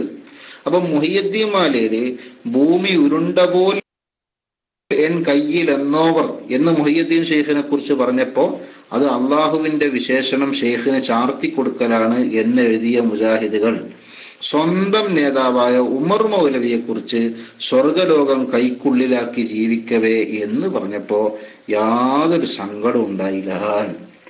അള്ളാഹിന്റെ വിശേഷണം ചാർത്തി കൊടുക്കുക എന്നുള്ള ഒരു വിഷമം ഓർക്കുണ്ടായില്ല. മനസ്സിലായോ? അപ്പൊ ഇത് 1-2 വിഷയങ്ങളല്ല. ഞാൻ ഈ 2-3 ഉദാഹരണങ്ങൾ വായിച്ചത് മൊത്തത്തിൽ അവരുടെ ഇരട്ടത്താപ്പ് വളരെ പ്രകടമാണ്. അമ്പിയാക്കളെ കുറിച്ചോ ഔലിയാക്കളെ കുറിച്ചോ സാലിഹീങ്ങളെ കുറിച്ചോ ഒക്കെ ഇങ്ങനെയൊക്കെ പറയുമ്പോൾ അതൊക്കെ അള്ളാഹിന്റെ വിശേഷണം ചാർത്തി കൊടുക്കലും പറയാൻ പാടില്ലാത്തത് പറയലും, അല്ലെങ്കിൽ കുറച്ചുകൂടി പറഞ്ഞാല് അവര് അതിനെ കുറിച്ച് വ്യക്തിപൂജ എന്നുവരെ പറയും, എന്നുവരെ അവർ പറയാറുണ്ട്. അതേ സമയത്ത് സ്വന്തം നേതാക്കളെ കുറിച്ച് പറയുന്നിടത്ത് ഇത്തരം കാര്യങ്ങളെല്ലാം അവർക്ക് അനുവദനീയമാണ് തന്നെ. മാത്രല്ല ഇവിടെ വേറൊരു സംഗതിയും കൂടി ഉണ്ട്. അതെന്താ? ഇവിടെ മരിച്ചോരെ വിളിക്കാൻ പാടില്ല എന്നാലാ. അത് കേട്ടില്ല നിങ്ങള്? മരിച്ചോരെ വിളിക്കാൻ പാടില്ല എന്നാ. മരിച്ചോരെ വിളിച്ചാൽ കേൾക്കൂലെന്ന് ചർച്ച ചെയ്ത് നടക്കുകയാണ് ഇപ്പൊ കുറെ കാലമായിട്ട്. ഇപ്പോ അത് ശിർക്കാണ് എന്നുള്ള ചർച്ചയിലാണ് ഇപ്പൊ കുറെ കാലമായിട്ട് നമ്മൾ കേട്ടുകൊണ്ടിരിക്കുന്ന പിന്നെ സംസാരങ്ങൾ. ഇപ്പോ ഇതിൽ കണ്ടോ, ഉമർ മൗലവിനെ നേരിട്ട് വിളിക്കുക. അങ്ങ് എങ്ങനെ സമ്പാദിച്ചു ഭൂമിയെ എന്നാണ് ഉമർ മൗലവിനോട് ചോദിക്കണത്. ഏത് ഉമർ മൗലവിനോട്? മരിച്ചുപോയ ഉമർ മൗലവിനോട്. അപ്പോ അതൊക്കെ അവിടെ എന്താണ്, സ്വന്തം നേതാക്കളാവുമ്പോൾ അതൊക്കെ അനുവദിക്കപ്പെടുന്ന സംഗതികളാണ്. ഈ ഉമർ മൗലവിന്റെ സ്ഥാനത്ത് നമ്മൾ സിദ്ദീഖ് റളിയല്ലാഹുവിനോടാണ് വിളിക്കണമെങ്കിൽ അപ്പൊ ഷിർക്കാവും. മുഹയ്യിദ്ദീൻ ഷെയ്ഖ് തങ്ങളോടാണെങ്കിൽ അപ്പൊ ഷിർക്കാവും. ബദരീങ്ങളോടാണെങ്കിൽ അപ്പൊ ഷിർക്കാവും. അമ്പർത്ത തങ്ങളോടാണെങ്കിൽ ഷിർക്കാവും. ഉമർ മൗലവിനോടാകുമ്പോൾ അതൊക്കെ പറ്റും. അങ്ങനെ എന്തൊക്കെ ഇത് 1, 2, 3 അല്ലാന്ന് എത്രയോ കാര്യം ഞാൻ പറയാം. നോക്കൂ നിങ്ങള്, മന്ത്രം ഷിർക്കാവുന്നു. ഇസ്ലാഹി പ്രസ്ഥാനം 161, 162. ഇസ്ലാഹി പ്രസ്ഥാനം എന്ന പുസ്തകത്തിന്റെ 161 പേജിലും 162 പേജിലും മന്ത്രം ഷിർക്കാകുന്നു എന്ന് എഴുതിയിട്ടുണ്ട്. അതേ സമയത്ത് നിങ്ങൾ കേട്ടോ, വക്കം മൗലവി വെള്ളത്തിൽ മന്ത്രിച്ചൂതി ചികിത്സിക്കാറുണ്ടായിരുന്നു. വക്കം മൗലവിയും നവോത്ഥാന നായകരും എന്ന പുസ്തകത്തിൽ ഈ വിഷയം വിശദമായി തന്നെ പറഞ്ഞിട്ടുണ്ട്, വക്കം മൗലവിനെ കുറിച്ച്. അപ്പൊ എന്താ, വക്കം മൗലവിയാണെങ്കിൽ കുഴപ്പമില്ല, മനസ്സിലായില്ലേ? അതാണ് ഇപ്പൊ അവസ്ഥ. അങ്ങനെ 1, 2, 3 അല്ല, എത്രയോ വിഷയങ്ങളിൽ ഔലിയാക്കന്മാരോടും സാലിഹീങ്ങളോടും കാണിക്കുന്ന സമീപനവും അതേ സമയത്ത് സ്വന്തം നേതാക്കളോട് കാണിക്കുന്ന സമീപനവും തികച്ചും വ്യത്യസ്തമായി തന്നെ മുജാഹിദികളിൽ നിന്ന് നമുക്ക് കാണാവുന്നതാണ്. ഇത് 1, 2, 3 വിഷയങ്ങളിലല്ല, പല വിഷയങ്ങളിലും അങ്ങനെ ഉണ്ട് കേട്ടോ. ഓക്കെ, ഞാൻ മൈക്കോടെ ചർച്ച തുടരട്ടെ. ഉസ്താദ് പറഞ്ഞതിന്റെ കൂട്ടത്തിൽ ഒന്നും കൂടെ കൂട്ടാനും വേണ്ടിയിട്ടാണ് ഞാൻ മൈക്ക് എടുത്തത്. മുസ്തഫാക്ക് തന്നെയാണ് മൈക്ക്. മുസ്തഫ മുന്നിലേക്ക് വന്നോളൂ. ഇതൊക്കെ ഇപ്പൊ പിന്നെ നേരത്തെ മുസ്തഫ ചോദിച്ചിരുന്നല്ലോ, ഒരാൾ ജീവിച്ചിരിക്കുന്ന ഒരാളെ വലിയാക്കളായി നിങ്ങൾക്കൊന്ന് കാണിച്ചു തരാൻ പറ്റുമോ, ആരാണ് എന്ന് മുസ്തഫ നേരത്തെ ചോദിച്ചിരുന്നു. അപ്പൊ ഉസ്താദ് ഇപ്പൊ അങ്ങനെ ഒരുപാട് ഉദാഹരണങ്ങൾ പറഞ്ഞപ്പോ, ഉമർ മൗലവിയെ കുറിച്ചും മറ്റൊക്കെ പറഞ്ഞപ്പോ എനിക്കത് ഓർമ്മ വന്നപ്പോ അതും കൂടെ പറയാൻ വേണ്ടിയിട്ട് മൈക്ക് എടുത്തതാണ്. നമ്മളെ ഇപ്പൊ ജീവിച്ചിരിക്കുന്ന ഒരു മൗലവി ഉണ്ടല്ലോ, മുജാഹിദിന്റെ മാസ്റ്റർ പീസ് ദുർവ്യാഖ്യാനത്തിന്റെ നേതാവായ ഒരു മൗലവി, നമ്മളെ എടവണ്ണ സലാം സുല്ലമി. അദ്ദേഹത്തെ അറിയില്ല സുഹൃത്തുക്കളെ? എന്റെ ശബ്ദം കേൾക്കുന്നില്ലേ? എടവണ്ണ സലാം സുല്ലമി എന്ന ഒരു മുഹദ്ദിസ് ഉണ്ട്, വല്ലാത്തൊരു മുഹദ്ദിസ. അയാളൊരു ക്ലിപ്പുണ്ട്, അത് കീഴ്ശേരി ഉസ്താദിന്റെ കയ്യിലുണ്ടോ? ആയിക്കോട്ടെ അസ്കർ കാരാത്തോട്. ഓക്കെ, അപ്പോ അദ്ദേഹത്തിന്റെ ഒരു ക്ലിപ്പുണ്ട്, കീഴ്ശേരി ഉസ്താദിന്റെ ഒക്കെ കയ്യിലുണ്ടായിരിക്കും. ഞാനും നിങ്ങളും തന്നെയാണ് അള്ളാഹിന്റെ ഔലിയാക്കൾ എന്ന് പറയുന്ന ഒരു ക്ലിപ്പ്. അത് കേട്ടവരില്ലേ സുഹൃത്തുക്കളെ? എന്റെ അടുത്ത ക്ലിപ്പില്ല ഇവിടെ. നേരത്തെ ഇയാൾ ചോദിച്ചിരുന്നു, മുസ്തഫ ചോദിച്ചിരുന്നു, ജീവിച്ചിരിക്കുന്ന ഒരു വലിയനെ കാണിച്ചു തരാൻ പറ്റുമെന്ന്. അപ്പൊ ആ ക്ലിപ്പ് ഉണ്ടെങ്കിൽ നമുക്ക് മുസ്തഫക്ക് നേരെ ഒന്ന് കാണിച്ചു കൊടുക്കാനാണ്, ജീവിച്ചിരിക്കുന്ന ഒരു വലിയന്. ഇപ്പൊ ജീവിച്ചിരിക്കുന്ന ഒരാൾ ഞാനാണ് വലിയ എന്ന് പറഞ്ഞിട്ട് സ്വന്തം അവകാശപ്പെട്ട് ഞാൻ തന്നെയാണ് വലിയുന്നത് പിന്നെ ഉറപ്പിച്ച് പറയാൻ ധൈര്യം കാണിച്ച ഒരാള് ഉണ്ടാകുമ്പോ നമുക്ക് മുസ്തഫ ചോദിക്കുമ്പോൾ സ്വാഭാവികമായിട്ടും നമ്മളെ ക്ലാസ് റൂമിൽ വന്നിട്ട് ഉത്തരം കിട്ടിയില്ല എന്ന് പറയാൻ പാടില്ലല്ലോ. അപ്പൊ അതുകൊണ്ട് കീഴ്ശേരി ഉസ്താദിന്റെ കീഴ്ശേരി ഉസ്താദ് ശബ്ദം കേൾക്കുന്നില്ലേ? കീഴ്ശേരി ശബ്ദം കേൾക്കുന്നില്ല? ആ ക്ലിപ്പ് നിങ്ങളെ കയ്യിലില്ലേ? ഞാനും നിങ്ങളും തന്നെയാണ് അള്ളാന്റെ ഔലിയാക്കൾ എന്ന് പറയുന്നൊരു ക്ലിപ്പുണ്ട് സലാം സുല്ലമിയുടെ. അതൊന്ന് തെരഞ്ഞെടുത്തിട്ട് അത് മുസ്തഫ അതും കൂടെ കണ്ടിട്ട് പോകണേ. ജീവിച്ചിരിക്കുന്ന ഒരു വലിയനെ കാണാൻ വേണ്ടി തേടി പുറപ്പെട്ട നിങ്ങൾ ആ യാത്ര വലിയനെ കാണാതെ അവസാനിപ്പിക്കരുത്. അത് ഇൻഷാ അല്ലാഹ് ഞങ്ങൾ ഈ ക്ലാസ് റൂമിൽ ഞങ്ങളത് കാണിച്ചു തരും. അപ്പൊ ജീവിച്ചിരിക്കുന്ന ഒരു വലിയനെ നമ്മളൊന്ന് കാണിക്കാൻ പോവുകയാണ്. ഏതായാലും മുസ്തഫ ചോദിച്ചത് കാര്യത്തിൽ പെട്ടിട്ടുണ്ട്. എല്ലാവരും ജീവിച്ചിരിക്കുന്ന ഒരു വലിയനെ കണ്ടിട്ട് വേണമെന്ന് പോകാൻ. ഇൻഷാ അല്ലാഹ് ഞാൻ മൈക്ക് വിട്ടപ്പോ ഞാൻ അതുകൂടെ ഒന്ന് പറയാൻ വേണ്ടിയിട്ടാണ് വന്നത്. അപ്പോ സലാം സുല്ലമിയുടെ ആ ക്ലിപ്പ് ഒന്ന് കേട്ടാൽ മതി. ഏതായാലും അസ്കർ കാരാത്തോട് എന്ന ഐഡി കൈപൊക്കി നിൽക്കുന്നത് കൊണ്ട് ഞാൻ മൈക്ക് വിടുന്നു. മുസ്തഫക്ക് വേണമെങ്കിൽ റീസാൻഡ് ചെയ്തോട്ടോ. മുസ്തഫ റീസാൻഡ് ഒഴിവാക്കി നിൽക്കുന്നതുകൊണ്ടാണ് പിന്നെ മറ്റുള്ളവർ മൈക്കിലേക്ക് വരുന്നത്. മുസ്തഫക്ക് വേണമെങ്കിൽ റീസാൻഡ് ചെയ്ത് മുകളിൽ വന്നാല് മൈക്കിൽ വരാം. ഞാൻ മൈക്ക് വിട്ടു.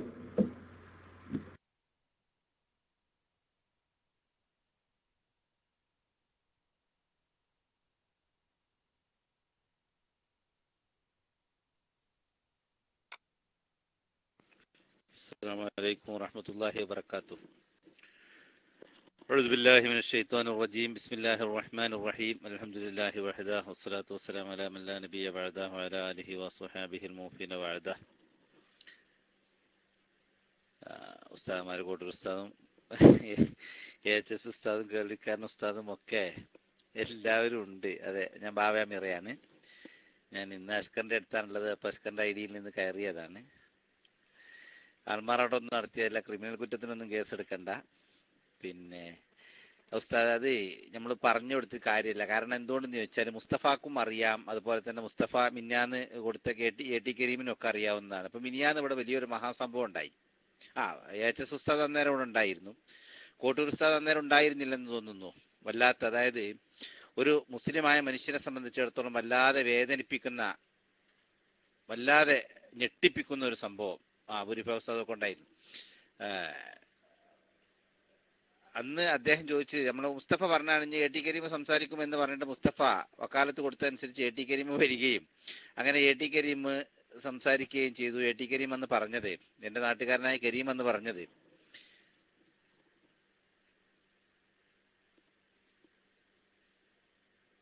റബ്ബ് എവിടെയെങ്കിലും പറഞ്ഞിട്ടുണ്ടോ എന്ന ചോദ്യത്തിന് ഒരു വിഷയം പറഞ്ഞിട്ട് എന്ന് പറഞ്ഞപ്പോൾ ഇതായിട്ട് തന്നെ പറയാം, വിശദമായിട്ട് തന്നെ, റബ്ബ് എവിടെയെങ്കിലും പറഞ്ഞിട്ടുണ്ടോ എന്ന് ചോദിച്ചപ്പോൾ ഖുദ്സിയായ ഹദീസ്, ബഹുമാനപ്പെട്ട AHS ഉസ്താദ് ഖുദ്സിയായ ഹദീസ് ഇമാം ബുഖാരി റഹ്മത്തുള്ളാഹി അലൈഹി റിപ്പോർട്ട് ചെയ്ത ഖുദ്സിയായ ഹദീസ് പറഞ്ഞപ്പോൾ ഞാൻ പറഞ്ഞു, റബ്ബ് പറഞ്ഞിട്ടുണ്ടോ എന്നാ ഞാൻ ചോദിച്ചത്, അള്ളാഹ് പറഞ്ഞിട്ടുണ്ടോ എന്നാ ഞാൻ ചോദിച്ചത് എന്ന് പറഞ്ഞു മൂപ്പര്. പിന്നെ അപ്പോ AHS ഉസ്താദ് ചോദിച്ചു, ഖുദ്സിയായ ഹദീസ് എന്ന് പറഞ്ഞാൽ എന്താണെന്ന് അറിയുമോ? അപ്പൊ മൂപ്പര് ചോദിച്ചാൽ ഖുർആനിൽ പറഞ്ഞിട്ടുണ്ടോ എന്നാണെന്ന് പറഞ്ഞു. അപ്പോ AHS ഉസ്താദ് ഖുദ്സിയായ ഹദീസിന്റെ കാര്യത്തിൽ തീരുമാനമാകട്ടെ എന്ന് പറഞ്ഞപ്പോൾ പിന്നീട് മൂപ്പര് പറഞ്ഞത്, AT കരീം പറഞ്ഞത്, അത് ഖുദ്സിയ ഹദീസായാലും കുഴപ്പമില്ല, എന്താ ഖുർആനെതിരാണെന്ന്. എന്ന് പറഞ്ഞാൽ അള്ളാഹുവിന്റെ ഹബീബ് സല്ലല്ലാഹു അലൈഹി വസല്ലമ തങ്ങൾ, നബി സല്ലല്ലാഹു അലൈഹി വസല്ലമ തങ്ങൾ ഖുർആനെതിരെ സംസാരിച്ചു, അത് ഇമാം ബുഖാരി റിപ്പോർട്ട് ചെയ്തു എന്ന് പറയാൻ മാത്രം ദാഷ്ട്യം കാണിച്ച, അതാണ് വഹാബി മതം. ഖുദ്സിയായ ഹദീസ് ആയാലും അത് ഖുർആനിനെതിരാണ്.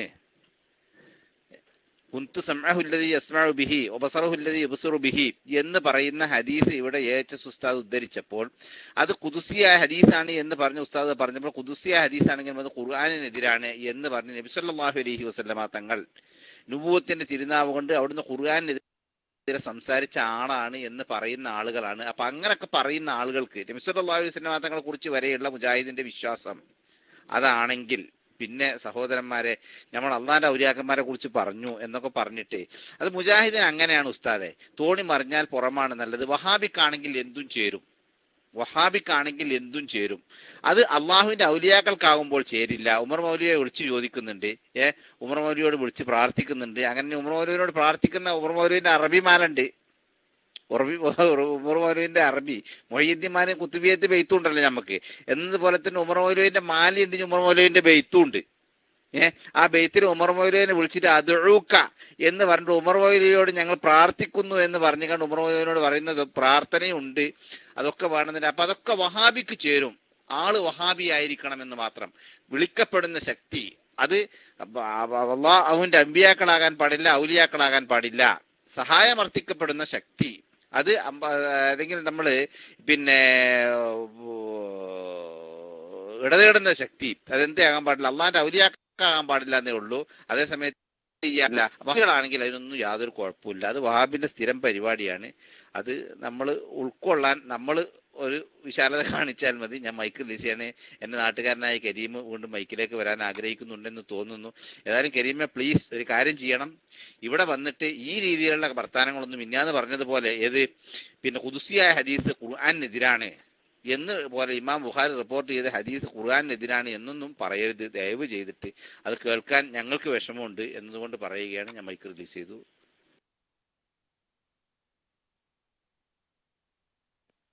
അസ്സലാമു അലൈക്കും വറഹ്മത്തുള്ളാഹി. ശബ്ദം കേൾക്കുന്നുണ്ടോ സുഹൃത്തുക്കളെ?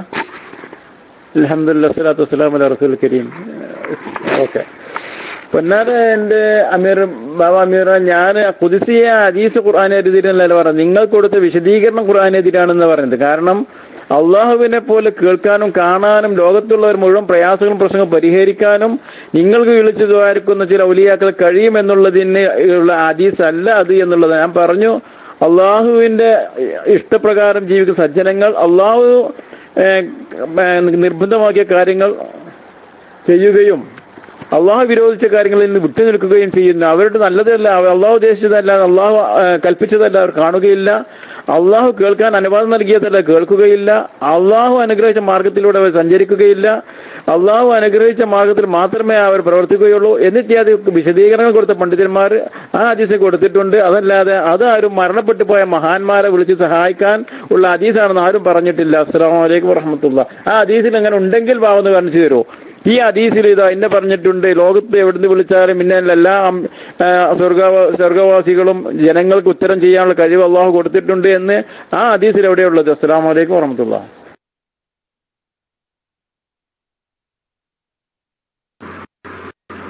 കരീമ്, ഞാനൊരു കാര്യം ചെയ്യാം. ഞാൻ ബാവാമീറ ഒന്ന് മേഖലയിലേക്ക് വരണം.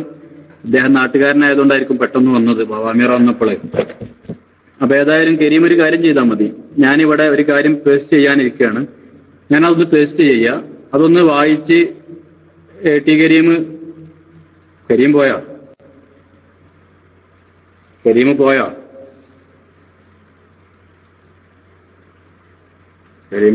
കരീമിനെ കാണാനില്ലല്ലോ. അത് പോയല്ലോ. ഞാനിപ്പത് കരീമിനെ ഒന്ന് നേരെ കാണിച്ചു കൊടുക്കാൻ വേണ്ടിയിട്ടായിരുന്നു. കരീം പോയി. ഇൻഷാ അല്ലാഹ് വരികയാണെങ്കിൽ നോക്കാം.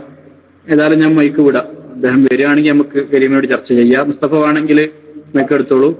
ഞാൻ കേൾവിക്കാരൻ മൈക്ക് എടുത്തോളൂ. ഞാൻ മൈക്ക് വിട്ടു.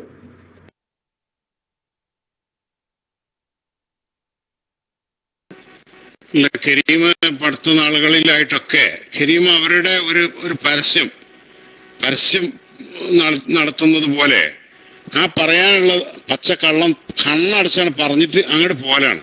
അപ്പൊ അതുകൊണ്ട് അവരുദ്ദേശിക്കുന്ന, കരീമിനെ പോലുള്ളവർ ഉദ്ദേശിക്കുന്നത് എന്താന്ന് പറഞ്ഞാല്, ഇത് കേൾക്കുന്ന കുറെ ആളുകളുണ്ടല്ലോ, അപ്പൊ അവരുടെ മനസ്സിൽ ചെറിയ വസ്വാസ് എങ്ങനെയെങ്കിലും ഉണ്ടാക്കാൻ സാധിച്ചെങ്കിൽ അത്രയും മെച്ചമാണ്, അത്രയും നല്ലത്. ഇതാണ് അവരുദ്ദേശിക്കുന്ന, കരീമൊക്കെ ഉദ്ദേശിക്കുന്നത്. ഇപ്പൊ കരീം പറഞ്ഞു തന്നെ അള്ളാഹു തആല കാണുന്നത് പോലെ, അള്ളാഹ് കേൾക്കുന്നത് പോലെ ആണോ ഇത് കേൾക്കണ സാധാരണക്കാരനൊരാൾ വിചാരിക്കും അങ്ങനെയാണ് സുന്നികൾ വിശ്വസിക്കുന്നത് അല്ലേ? പറഞ്ഞു കേട്ടില്ലേ സുഹൃത്തുക്കളെ? അള്ളാഹ് കാണുന്നത് പോലെ, അള്ളാഹ് കേൾക്കുന്നത് പോലെ എന്ന് പറയുന്നത് കേട്ടില്ലേ എല്ലാരും? അങ്ങനെ ഒരു വിശ്വാസം സുന്നികൾക്കില്ല. ഓക്കെ അസ്കറിനെയും കണ്ടിട്ട് കുറെ കാലമായിക്കണ്, കാണലില്ല തീരെ. പോരാ, ആക്റ്റീവ് ആയത് പോരാന്നുള്ളത് പറയാൻ വേണ്ടിയിട്ട് അത് ഉദ്ദേശിച്ച് പറഞ്ഞാണ് കേട്ടോ. കുറച്ചുകൂടെ ഒക്കെ എല്ലാരും എന്ത് ചെയ്യണമെന്ന് ആക്റ്റീവ് ആവണം. പക്ഷെ അതിന് ഐഡിന്റെ പിന്നിൽ ആരും ഒളിച്ചിരിക്കണം എന്നുള്ളതല്ല ഞാൻ നോക്കണത്. ഞാൻ ആ ഐഡിയ നോക്കണത്, മനസ്സിലായില്ലേ? അതിന്റെ പിന്നിൽ ആരാന്നുള്ളതല്ല, ഇവിടെ നമ്മൾ കാണുന്ന ഐഡിയോടാണ് പറയുന്നത്. പിന്നെ അപ്പോ ചുരുക്കത്തില് അങ്ങനെ കുറെ നോണാണ് പറഞ്ഞിട്ട് മുപ്പരാണ് പോവുക. അപ്പൊ ആള് പോയല്ലോ എന്നുള്ളവർക്ക് പിന്നെ നമ്മളത് വിശദീകരിക്കാതിരിക്കുക, പറയാതിരിക്കുക ചെയ്യും. അപ്പൊ ആ പറഞ്ഞത് എന്ത് ചെയ്യും? കേട്ട ആളുകൾ ചിലപ്പോൾ ആദ്യമായിട്ട് ക്ലാസ് റൂമിൽ വന്നൊരാളായിരിക്കും ഇത് ആദ്യമായിട്ട് കേൾക്കുന്നത്, അല്ലെങ്കിൽ റേഡിയോയിൽ കേൾക്കുന്നത് ആദ്യമായിട്ട് കേൾക്കായിരിക്കും. അപ്പൊ അവന്റെ മനസ്സിൽ അത് അവിടെ നിൽക്കും. അപ്പൊ ഇങ്ങനെ ഒരു മനഃശാസ്ത്രമാണ് അതിന്റെ പിന്നിൽ, ടി കരീമിന്റെ പ്രവർത്തനത്തിന്റെ പിന്നിൽ എന്ന് നമ്മൾ തിരിച്ചറിയണം എന്ന് അറിയിക്കുകയാണ്. അപ്പൊ ടി കരീം മൈക്കിൽ വരുമ്പോ മൈക്ക് സംസാരിക്കുന്നതിന് കുഴപ്പമില്ല, സംസാരിച്ചിട്ട് റൂമിൽ നിന്ന് പോകരുത്. ഇത് തീർന്നിട്ട് മറുപടിയും കൂടി കേൾക്കാൻ തയ്യാറുണ്ടെങ്കിൽ മാത്രമേ സംസാരിക്കേണ്ടതുള്ളൂ എന്ന് ഇനി പറയേണ്ടി വന്നിരിക്കണം. അങ്ങനെ ഒരു ഷർത്ത് വെക്കേണ്ടി വന്നിട്ടുണ്ട്. പിന്നെ നേരത്തെ മുസ്തഫയായിരുന്നു സംസാരത്തിൽ ചർച്ചയിൽ ഉണ്ടായിരുന്നത്. മുസ്തഫ മൈക്ക് വേണ്ടെന്ന് വെച്ച് ഒഴിവാക്കിയതാണോ അതോ കരീം വന്നതുകൊണ്ട് കിട്ടാതെ പോയതാണോ? മുസ്തഫ ആ ചർച്ച തുടരാൻ ഉദ്ദേശിക്കുന്നുണ്ടോ?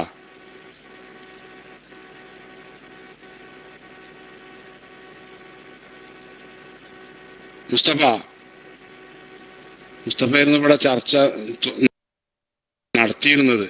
മുസ്തഫ ശബ്ദം കേൾക്കണ്ട? അദ്ദേഹം ചർച്ചക്ക് തയ്യാറാണ്. പിന്നെ എന്തിനാ നമ്മൾ മറ്റുള്ള അതിന്റെ ഇടക്ക് പിന്നെ ഈ കരീമിനൊക്കെ വലിഞ്ഞു കയറിയ?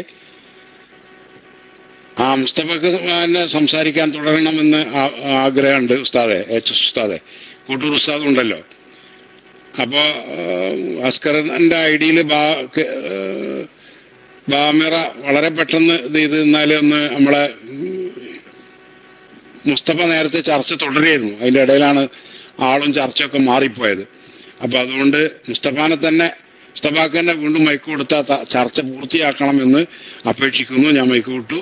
അസ്സലാമു അലൈക്കും.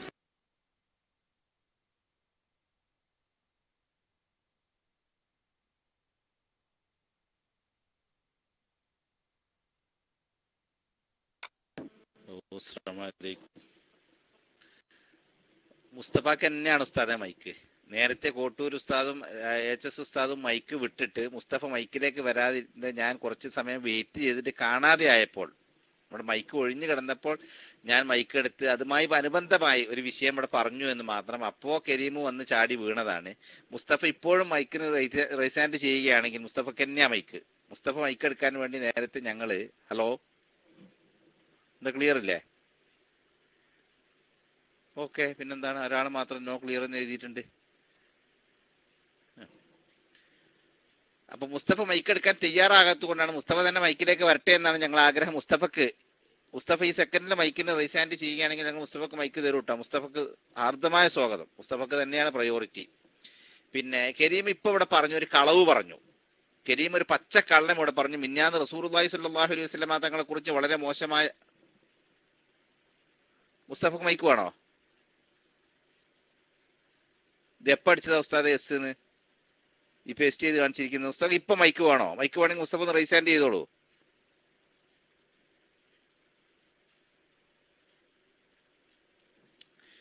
AT കരീം അന്ന് ഇവിടെ പറഞ്ഞത് ഖുദുസിയായ ഹദീസ് ഓതി ബഹുമാനപ്പെട്ട HS ഉസ്താദ് കേൾപ്പിച്ചപ്പോൾ അത് ഖുദുസിയായ ഹദീസ് ഖുർആനിനെതിരാണ് എന്നാണ് മുസ്തഫയോട് കരീമോടെ പറഞ്ഞത്. അത് പറഞ്ഞിട്ട് മൂപ്പർ ഇപ്പൊ പറയാണ് എന്ത്, അങ്ങനെയല്ല ഞാൻ പറഞ്ഞത്, ആ ഹദീസിന്റെ വിശദീകരണം ഇങ്ങനെയാണ്. ആ ഹദീസിന് അങ്ങനെ വിശദീകരണം ആരാ പറഞ്ഞത്? ആ ഹദീസിന് അങ്ങനെ ഞങ്ങൾ പറഞ്ഞതുപോലെ അല്ലെങ്കിൽ ഞങ്ങൾ ഇവിടെ വിശദീകരിച്ചതുപോലെ HS ഉസ്താദ് ഇവിടെ വിശദീകരിച്ചതുപോലെ അതിന് അങ്ങനെ പറഞ്ഞിട്ടേ ഇല്ല, അങ്ങനെ ഒരാളും പറഞ്ഞിട്ടില്ല എന്ന് മൂപ്പര വാശിയിൽ മൂപ്പര് പറയുകയും ചെയ്തു. അന്ന് തന്നെ കളവ് പറയുകയാണെന്നുണ്ടെങ്കിൽ ഇത്രയും ആൾക്കാരെ മുമ്പിൽ വെച്ചാണ് കളവ് പറയുന്നത് എന്നുള്ളൊരു ബോധമെങ്കിലും വേണ്ടേ? അന്ന് തന്നെ അന്നുണ്ടായിരുന്ന മിനിയാന്ന് ഇവിടെ ഉണ്ടായിരുന്ന ഒരുപാട് ആളുകൾ ഇപ്പോഴും ഇത് കേട്ടുകൊണ്ടിരിക്കുന്നുണ്ട്. അന്ന് ഇവിടെ ഉണ്ടായിരുന്ന ഒരുപാട് ആളുകൾ ഇപ്പോഴും ഇത് കേട്ടുകൊണ്ടിരിക്കുന്നുണ്ട്. ബഹുമാനപ്പെട്ട HS ഉസ്താദ് ഇവിടെ പേസ്റ്റ് ചെയ്ത് കാണിക്കുകയും ചെയ്തു. ഇമാം റാസി റഹ്മത്തുള്ളാഹി അലൈഹിയുടെ തഫ്സീറുൽ കബീറിൽ നിന്നുള്ള റിപ്പോർട്ട് ഉദ്ധരണി, ഇമാം റാസി റഹ്മത്തുള്ളാഹി അലൈഹി തഫ്സീറുൽ കബീറിൽ പറഞ്ഞ ഉദ്ധരണി ഇവിടെ വായിച്ച് കേൾപ്പിക്കുകയും അതിന്റെ അർത്ഥം പറഞ്ഞു കൊടുക്കുകയും ചെയ്തു. എന്നിട്ട് കരീം പറയുന്ന അങ്ങനെ ഒരാളും പറഞ്ഞിട്ടില്ല എന്ന്. ഈ ഹദീസിനെ വ്യാഖ്യാനിച്ചുകൊണ്ട് ബഹുമാനപ്പെട്ട ഇമാം റാസി പറയുന്നുണ്ട്, വകദാലിക്കൽ അബ്ദു ഇദാ വാളബ അല ത്വാഅതി ബലഗ ഇലൽ മഖാമില്ലദി യഖൂലുല്ലാഹു കുൻതു ലഹു സമഅൻ വബസറൻ വഇദാ സാറ നൂറു ജലാലില്ലാഹി സമഅൻ ലഹു സമിഅൽ ഖരീബ വൽ ബഈദ വഇദാ സാറ ദാലിക നൂറു ബസറൻ ലഹു റഅൽ ഖരീബ വൽ ബഈദ വഇദാ സാറ ദാലിക നൂറു എന്ന് പറഞ്ഞിട്ട് അങ്ങനായാൽ കേൾവി ഞാനാവുക എന്ന് പറഞ്ഞാൽ അവന് ദൂരെയുള്ളതും അടുത്തുള്ളതും കേൾക്കാൻ കഴിയും. കണ്ണ് ഞാനാവുക എന്ന് പറഞ്ഞാൽ അവന് ദൂരെയുള്ളതും അടുത്തുള്ളതും കാണാൻ കഴിയും എന്ന് ആണ് അല്ലാഹു റബ്ബുൽ ഇസ്സത്ത് ഈ പറഞ്ഞത് എന്ന് ഈ ഹദീസിനെ വ്യാഖ്യാനിച്ചുകൊണ്ട് ഇമാം റാസി, പ്രാമാണികനായ മുഫസ്സിർ ഇമാം റാസി റഹ്മത്തുള്ളാഹി അലൈഹി തഫ്സീറുൽ കബീറിൽ പറഞ്ഞിട്ടുണ്ട് എന്ന് അന്നും ഇവിടെ പറഞ്ഞിരുന്നു. അതിപ്പോഴും ഞങ്ങൾ ആവർത്തിക്കുന്നു. ഞങ്ങളുടെ വിശദീകരണമല്ല. ഞങ്ങൾ അങ്ങനെ ആയത്തിനും ഹദീസിനും ഞങ്ങളെ സ്വന്തം മകൻ ഞങ്ങളെ പോക്കറ്റിൽ നിർത്തി വിശദീകരണം നൽകാറില്ല. ഞങ്ങൾ ഉസ്താദുമാർ അങ്ങനെ ചെയ്യാറില്ല. അതേ സമയത്ത് കരീം പറഞ്ഞ വിശദീകരണം എന്ന് പറഞ്ഞത് അള്ളാഹു പറഞ്ഞത് മാത്രമേ കൈകൊണ്ട് ചെയ്യുള്ളൂ, അള്ളാഹു പറഞ്ഞത് ഇഷ്ടപ്പെട്ടത് മാത്രമേ കാതുകൊണ്ട് കേൾക്കുള്ളൂ എന്നാണ് എന്ന് മൂപ്പര സ്വന്തം മക വിശദീകരണം. ആ വിശദീകരണം എവിടെയെന്ന് മൂപ്പരോട് പറയുന്നില്ല. അതേ സമയത്ത് മൂപ്പര എന്ന് ഇവിടെ പറഞ്ഞത് കരീം, എന്റെ നാട്ടുകാരനായ കരീം എന്ന് ഇവിടെ പറഞ്ഞത് ഖുദുസിയായ ഹദീസ് അള്ളാഹുവിന്റെ ഖുർആനിനെതിരാണ്, ഖുദുസിയായ ഹദീസ് അള്ളാഹുവിന്റെ ഖുർആനിനെതിരാണ് എന്ന് തന്നെയാണ് ഇവിടെ പറഞ്ഞത്. കേട്ട ശ്രോതാക്കൾ ധാരാളം പറഞ്ഞിട്ട് ഇങ്ങനെ അള്ളാഹുവിന്റെ ഹബീബിനെ കളവാക്കുന്ന ആളുകൾ, റസൂലുള്ളാഹി സ്വല്ലല്ലാഹു അലൈഹി വസല്ലം തങ്ങളെ കളവാക്കുന്ന ആളുകൾ, അവർക്ക് പിന്നെ എന്താ പറ്റാത്തത്? എന്താ അവർക്ക് ചേരാത്തത്? എന്നിട്ട് അതിവിടെ മൂപ്പര് വന്ന് പറയലും മൂപ്പര് ഓടലും കഴിഞ്ഞു.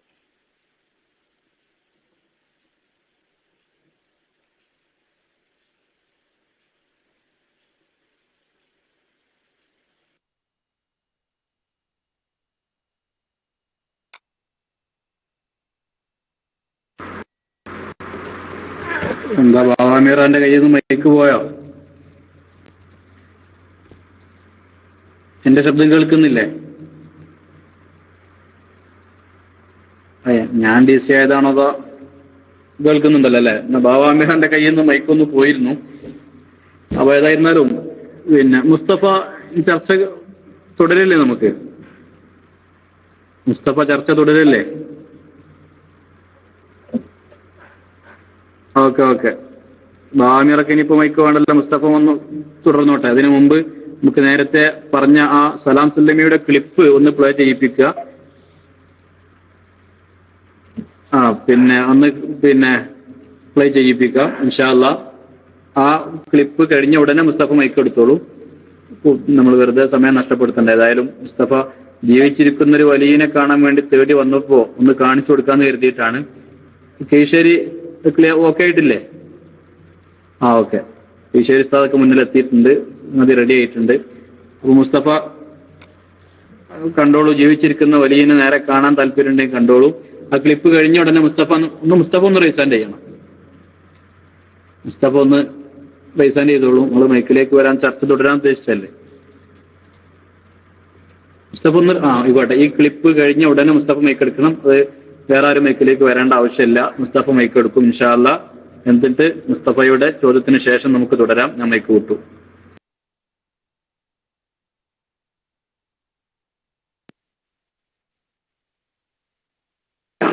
ഞാനും നിങ്ങളും തന്നെയാണ് അള്ളാന്റെ ഔലിയാക്കള്. ഞാനും നിങ്ങളും തന്നെയാണ് അള്ളാന്റെ ഔലിയാക്കള്. ഞാനും നിങ്ങളും തന്നെയാണ് അള്ളാന്റെ ഔലിയാക്കള്. ഞാനും നിങ്ങളും തന്നെയാണ് അള്ളാന്റെ ഔലിയാക്കള്. ഞാനും നിങ്ങളും തന്നെയാണ് അള്ളാന്റെ ഔലിയാക്കള്.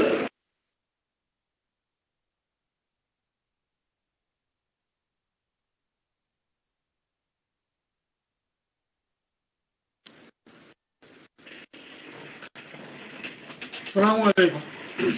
ഒന്ന് നിങ്ങൾ ചർച്ച ചെയ്യണമെന്ന് വെച്ചാൽ തുടർച്ചയായിട്ട് ചർച്ച ചെയ്യണം. വിഷയം മാറ്റിങ്ങാണ്ട് ഇതിലും കൊണ്ടുപോകരുത്. ഒന്ന് പറയാനുള്ളതാണ്. രണ്ടാമത് നിങ്ങൾ ചോദിക്കുന്ന ചോദ്യത്തിന് വിഷയത്തിന് ആധികാരികപരമായിട്ട് ഉത്തരം തരണം. എന്നെ പറഞ്ഞ ചോദിക്കാൻ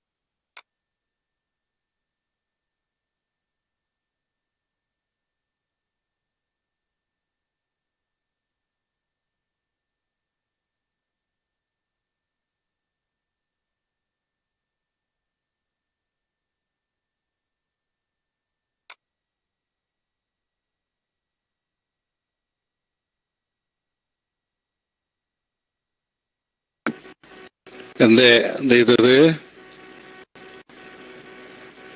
ഉസ്താദ്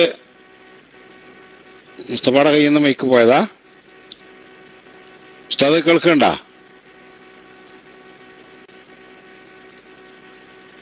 മുസ്തഫ, ഇവിടെ ആരും വിഷയം മാറ്റിയിട്ടില്ല. നിങ്ങൾ സംസാരിച്ച വിഷയം തന്നെ.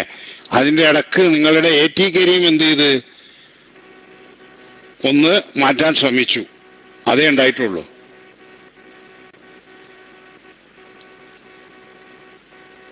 പിന്നെ നിങ്ങളെ വിഷയത്തിലാണല്ലോ ഇപ്പൊ ഇവിടെ കേൾപ്പിച്ചത്. ജീവിച്ചിരിക്കുന്ന ഒരു ഔലിയാനെ കാണിച്ചു തരുമെന്ന് ചോദിച്ചതിനാണ് എന്ത് ചെയ്തത്? ഇപ്പോ AHS ഉസ്താദ് എന്ത് ചെയ്തത്? കാണിച്ചത് ഇവിടെ കീശ്ശേരി ഉസ്താദ് കാണിച്ചത് അത് മുജാഹിദിന്റെ നേതാവ് അദ്ദേഹം തന്നെ പറയുന്നു അല്ലേ? അദ്ദേഹം തൊള്ളോണ്ട് പറഞ്ഞിട്ടില്ലേ? ഇല്ലേ സുഹൃത്തുക്കളെ, നിങ്ങളെല്ലാവരും കേട്ടില്ലേ? ഞാനും നിങ്ങളും തന്നെയാണ് അള്ളാന്റെ ഔലിയാക്കന്മാരെന്ന് പറഞ്ഞു കേട്ടില്ലേ? ആര്? ഇടവണ്ണുള്ള ഔലിയ?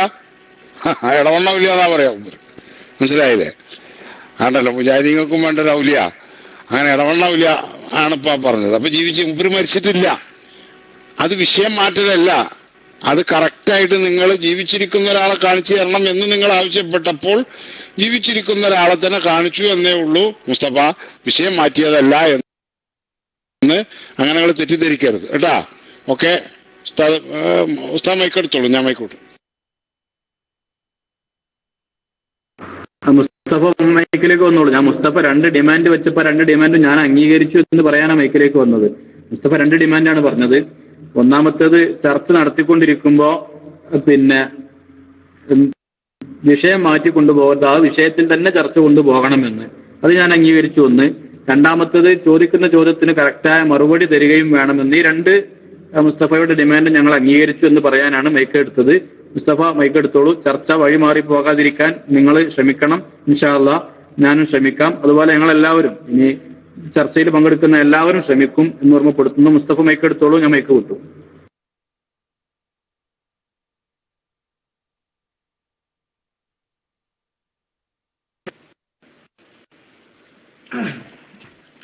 ഞാൻ ചോദിക്കുന്നത് എന്താന്ന് വെച്ചാല്, ജീവിച്ചിരിക്കുന്ന ഔലിയാക്കൾ എന്ന് പറഞ്ഞു കഴിഞ്ഞാൽ ദീനാണ് ഞാൻ സംസാരിക്കുന്നത്, ദീനിലായിരിക്കണം നമ്മുടെ സംസാരം. ദീനിന്റെ അടിസ്ഥാനത്തിൽ ജീവിച്ചിരിക്കുന്നവരുടെ കൂട്ടത്തിൽ ഔലിയാക്കൾ ഉണ്ട്. തെക്കുവയോടുകൂടി ജീവിക്കുകയും അള്ളാഹുവിനെ കൃത്യമായി കൊണ്ട് അനുസരിച്ച് ജീവിക്കുന്ന ആളുകൾ അവരാണ് ഔലിയാക്കൾ എന്ന് 100% ഉറപ്പാ. അത് ജീവിച്ചിരിക്കുന്ന ആളുകളുണ്ട്, വഫാത്തായി പോയ ആളുകളും ഔലിയാക്കളുണ്ട്. ഇവിടെ ഞാൻ ചോദിക്കുന്നത് എന്താ വെച്ചാൽ, അള്ളാഹുവിന്റെ ഔലിയാക്കൾ സ്വർഗത്തിലാണ് 100%. 100% സ്വർഗത്തിന്റെ അവകാശികളാണ് അള്ളാഹുവിന്റെ ഔലിയാക്കൾ. അതാണ് ഞാൻ ചോദിക്കുന്നത്. നിങ്ങളെ ഔലിയാക്കളെ ചൂണ്ടിക്കാണിക്കുന്നുണ്ട്, അത് ഉറപ്പാണല്ലോ. ഇന്ന ആൾ ഔലിയാണ്, ഇപ്പൊ ഉള്ളാൾ തങ്ങൾ ഔലിയാണ്, ഒമ്പർത്തെ തങ്ങൾ ഔലിയാണ് പറയട്ടെ, നിങ്ങളെ ചൂണ്ടിക്കാണിക്കുന്നുണ്ട്. ഞാൻ ചോദിക്കുന്നത്, അള്ളാഹുവിന്റെ ഔലിയാക്കൾ 100% സ്വർഗത്തിന്റെ അവകാശികളാണ്. അള്ളാഹുവും അള്ളാഹുവിന്റെ റസൂലും സ്വർഗത്തിൽ ചൂണ്ടിക്കാണിച്ചു തന്ന 10 സഹാബികളെ ഒഴിച്ച് അതിന്റെ ശേഷം വരുന്ന, അല്ലെങ്കിൽ 300ന്റെ ശേഷം വരുന്ന 1000 വർഷങ്ങൾക്ക് ഞാൻ തരാം. ഈ 1000 വർഷത്തിൽ ഇന്ന ആള് സ്വർഗത്തിലാണ് എന്ന് തീർത്ത് പറയാൻ നിങ്ങൾക്ക് കഴിയുമോ? ഔലിയാക്കൾ സ്വർഗത്തിലാണ്, അതാണ് എന്റെ ചോദ്യം. അതിന് കയ്യോങ്കി കയ്യെന്ന് പറയണം, അപ്പോഴല്ലേ നിങ്ങൾക്ക് ഇന്നാളെ ഔലിയ എന്ന് പറയാൻ പറ്റുള്ളൂ. ഇല്ലെങ്കിൽ ഇല്ല എന്ന് നിങ്ങൾ പറയണം. ചോദ്യത്തിൽ അടങ്ങിയിരിക്കണം. മുജാഹിദിലേക്കും ജമാഅത്തിലേക്കും കേസറ്റിലേക്കും പോയത് ഔലിയ ആരാണ് എന്ന് ഞാൻ പറഞ്ഞു ചെയ്തു.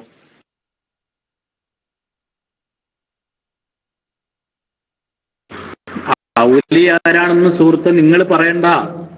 അത് ഖുർആനിൽ അള്ളാഹു പറഞ്ഞത് നേരത്തെ നിങ്ങളെ ചോദ്യത്തിന്റെ 1ാമത്തെ ഘട്ടത്തില് അതിന്റെ മറുപടി ഞാൻ തന്നിട്ടുണ്ട്. നിങ്ങൾ പ്രതീക്ഷിച്ചതുപോലെയല്ല മറുപടി വന്നത്. അപ്പൊ പിന്നെ നിങ്ങൾ കിടന്നു ഉരുളുകയാണ്. നിങ്ങൾ 1ാമത്തെ ചോദ്യം ചോദിക്കുമ്പോൾ ഒരു പക്ഷെ ഈ മറുപടി നിങ്ങൾ പ്രതീക്ഷിച്ച് കാണുകയില്ല. അപ്പൊ നിങ്ങളെ 1ാമത്തെ ചോദ്യത്തിന്റെ മറുപടിയായിട്ട് ഔലിയാക്കൾ ആരാണ് എന്ന് അള്ളാഹു ഖുർആനിൽ പറഞ്ഞത് ഞങ്ങൾ ഇവിടുന്ന് പറഞ്ഞു തന്നിട്ടുണ്ട്. പിന്നെ ഇനി അത് നിങ്ങൾ പറയേണ്ട ആവശ്യമില്ല. അപ്പൊ ഹിജറ 300ന്റെ ശേഷമോ അല്ലെങ്കിൽ 1000, അദ്ദേഹം പറഞ്ഞത് ഇപ്പൊ ഞാൻ 1000 വർഷം തരാം, നിങ്ങൾ 1000 വർഷം ഒന്നും ആവശ്യമില്ല. 1000 2000 എത്ര വർഷമാകട്ടെ. ഖുർആനിൽ പറഞ്ഞത് ഇൻ ഔലിയാഉഹു ഇല്ലൽ മുത്തഖൂൻ എന്നാണ്. തെക്കുവയോടെ ജീവിച്ച ആളുകൾ അങ്ങനെ മാത്രമല്ല. നമ്മുടെ കാര്യം ഇവിടെ വേറെ മനസ്സിലാക്കാനുണ്ട്. അതെന്താണെന്നറിയോ? ഈ ചർച്ച തുടങ്ങി ഇപ്പോ മുസ്തഫ ജീവിച്ചിരിക്കുന്ന ഒരു വലിയനെ കാണിച്ചു തരണം എന്ന് പറഞ്ഞ് ഇപ്പൊ വരികയാണ്. ചർച്ച എവിടുന്ന പോകുന്നത്? ചർച്ച തുടങ്ങിയത് എവിടുന്ന? നിങ്ങൾ മരിച്ചുപോയ കുറെ ആളുകളെ ഔലിയാക്കളെ വിളിക്കുന്നുണ്ടല്ലോ, അവർ ഔലിയാക്കളാണ് എന്നതിന് എന്താണ് തെളിവ് എന്ന്? വിഷയത്തിന്റെ പൂക്ക് മനസ്സിലാകുന്നുണ്ടോ? കുറെ മരിച്ചുപോയ ഔലിയാക്കളെ നിങ്ങൾ വിളിക്കുന്നുണ്ടല്ലോ, ആ അവരൊക്കെ മരിച്ച ആൾക്കാരെ വിളിക്കാൻ പാടില്ല എന്നാണല്ലോ മുസ്തഫ നിങ്ങളെ വിഷയം. അത് പറഞ്ഞിട്ടാണ് തുടങ്ങിയത്. മരിച്ചുപോയ ആളുകളെ നിങ്ങൾ വിളിക്കുന്നുണ്ട്, അപ്പൊ അവരൊക്കെ ഔലിയാക്കളാണ് എന്നതിന് എന്താണ് തെളിവ് എന്നാണ് നിങ്ങൾ ആദ്യം ചോദിച്ചിരുന്നത്. ഇപ്പൊ നിങ്ങൾ വിഷയത്തിൽ നിന്ന് മാറിയിട്ട് പിന്നെ നിങ്ങൾ എവിടേക്ക് എത്തി? നിങ്ങൾ വിഷയത്തിൽ നിന്ന് മാറിയിട്ട് നിങ്ങൾ പറഞ്ഞു ഇപ്പൊ ജീവിച്ചിരിക്കുന്ന ഒരു വലിയനെ കാണണമെന്നത്. നിങ്ങൾ ആ വിഷയത്തിൽ നിന്ന് മാറിപ്പോകുന്നത്. അപ്പൊ നിങ്ങൾ അറിയാതെ നിങ്ങൾ വിഷയത്തിൽ നിന്ന് മാറി മാറി മാറി പോയിക്കൊണ്ടിരിക്കുകയാണ്. നിങ്ങൾക്കത് അറിയുന്നില്ല. ഏതുപോലെ ആദർശവും നിങ്ങളുടേത് മാറി മാറി മാറി മറിയുന്നത് പോലെ നിങ്ങളുടെ വിഷയവും മാറിക്കൊണ്ടിരിക്കുന്നുണ്ട്. അപ്പൊ അതുകൊണ്ട് നിങ്ങളുടെ ചോദ്യത്തിന്റെ മറുപടി ഞങ്ങൾ നേരത്തെ തന്നിട്ടുണ്ട്. തെക്കുവയോടെ ജീവിച്ച ആളുകൾ അവരാണ് ഔലിയാക്കൾ. അവരെയാണ് നമ്മൾ ഔലിയാക്കളായി കാണുകയും ഔലിയാക്കളോട് നമ്മൾ കാണിക്കേണ്ട എല്ലാ കടമകളും കാണിക്കുകയും ചെയ്യുന്നത് അവരോടാണ്. അതിന് ഇന്നയാള് എന്ന് 1-2 ആളെ നമ്മൾ ഉദാഹരിച്ച് കാണിക്കേണ്ടതല്ല. ആ തഖ്വയിൽ അധിഷ്ഠിതമായ ജീവിതം എന്ന് പറഞ്ഞ അടയാളം ആരിലൊക്കെ ഉണ്ടോ അവരൊക്കെ ആ വിഭാഗത്തിൽ പെടും. അതാണ് മുസ്തഫ അതിന്റെ മറുപടി. ഇതൊക്കെ എല്ലാവർക്കും മനസ്സിലാകുന്നുണ്ട്. പിന്നെ വെറുതെ സമയം കളയാൻ വേണ്ടി മാത്രം നിങ്ങൾ ഇങ്ങനെ പറഞ്ഞുകൊണ്ടിരിക്കരുത് എന്ന് വളരെ മാന്യമായി നിങ്ങളോട് ഓർമ്മപ്പെടുത്തുകയാണ്. മുസ്തഫ തന്നെ മൈക്ക് എടുത്തോളൂ, ഞാൻ മൈക്ക് വിട്ടു.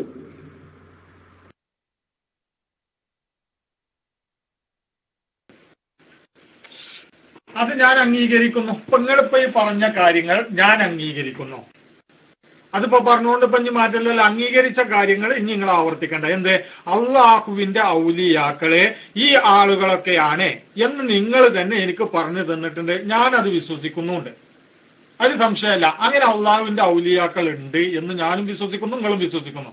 ഇനി ഞാൻ ചോദിക്കുന്നത് എന്താണെന്ന് വെച്ചാൽ, നിങ്ങൾ ഒരാൾ വഫാത്തായി കഴിഞ്ഞാൽ, ഇപ്പൊ ഉള്ളാൾ തങ്ങൾ വഫാത്തായി കഴിഞ്ഞാൽ ഉള്ളാൾ തങ്ങൾ ഔലിയാണോ അല്ലേ എന്ന് നിങ്ങൾ ചോദിച്ചാൽ നിങ്ങൾ തീർത്തു പറയുന്നു ഉള്ളാൾ തങ്ങൾ ഔലിയയാണ്. ഉള്ളാൾ തങ്ങളുടെ വിശ്വാസത്തെ കുറിച്ചുകൊണ്ട് എങ്ങനെയാണ് ഉള്ളാൾ തങ്ങളുടെ ഈമാനെ കുറിച്ചുകൊണ്ട് എന്ത് മാനദണ്ഡത്തിന്റെ അടിസ്ഥാനത്തിലാണ് നിങ്ങൾ അളക്കുന്നത് എന്നാണ് എനിക്ക് തിരിച്ചറിയേണ്ടത്. അത് നിങ്ങൾക്ക് അളക്കാൻ കഴിയുമെങ്കിൽ ഞാൻ ചോദിക്കുന്നത് ഇതാ, ഞാൻ വിഷയത്തിൽ നിന്ന് മാറിയല്ല കേൾക്കണം.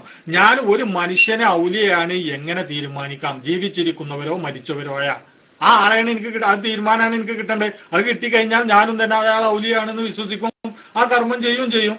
അപ്പൊ എനിക്ക് പറയാനുള്ളത് എന്താ വെച്ചാൽ, നിങ്ങൾ ഈ ഔലിയാക്കളെ തീരുമാനിക്കുമ്പോൾ വ്യക്തികളെ ചൂണ്ടിക്കാണിക്കുമ്പോൾ എന്ത് മാനദണ്ഡത്തിന്റെ അടിസ്ഥാനത്തിൽ? മൊത്തത്തിലുള്ള ഔലിയാക്കളുടെ മാനദണ്ഡം ഞാൻ അംഗീകരിച്ചതാണ്, ഈ വ്യക്തികളെ ചൂണ്ടിക്കാട്ടുന്നതാണ് നിങ്ങൾ പറഞ്ഞു തരേണ്ടത്. മൈക്കറില്ലേ?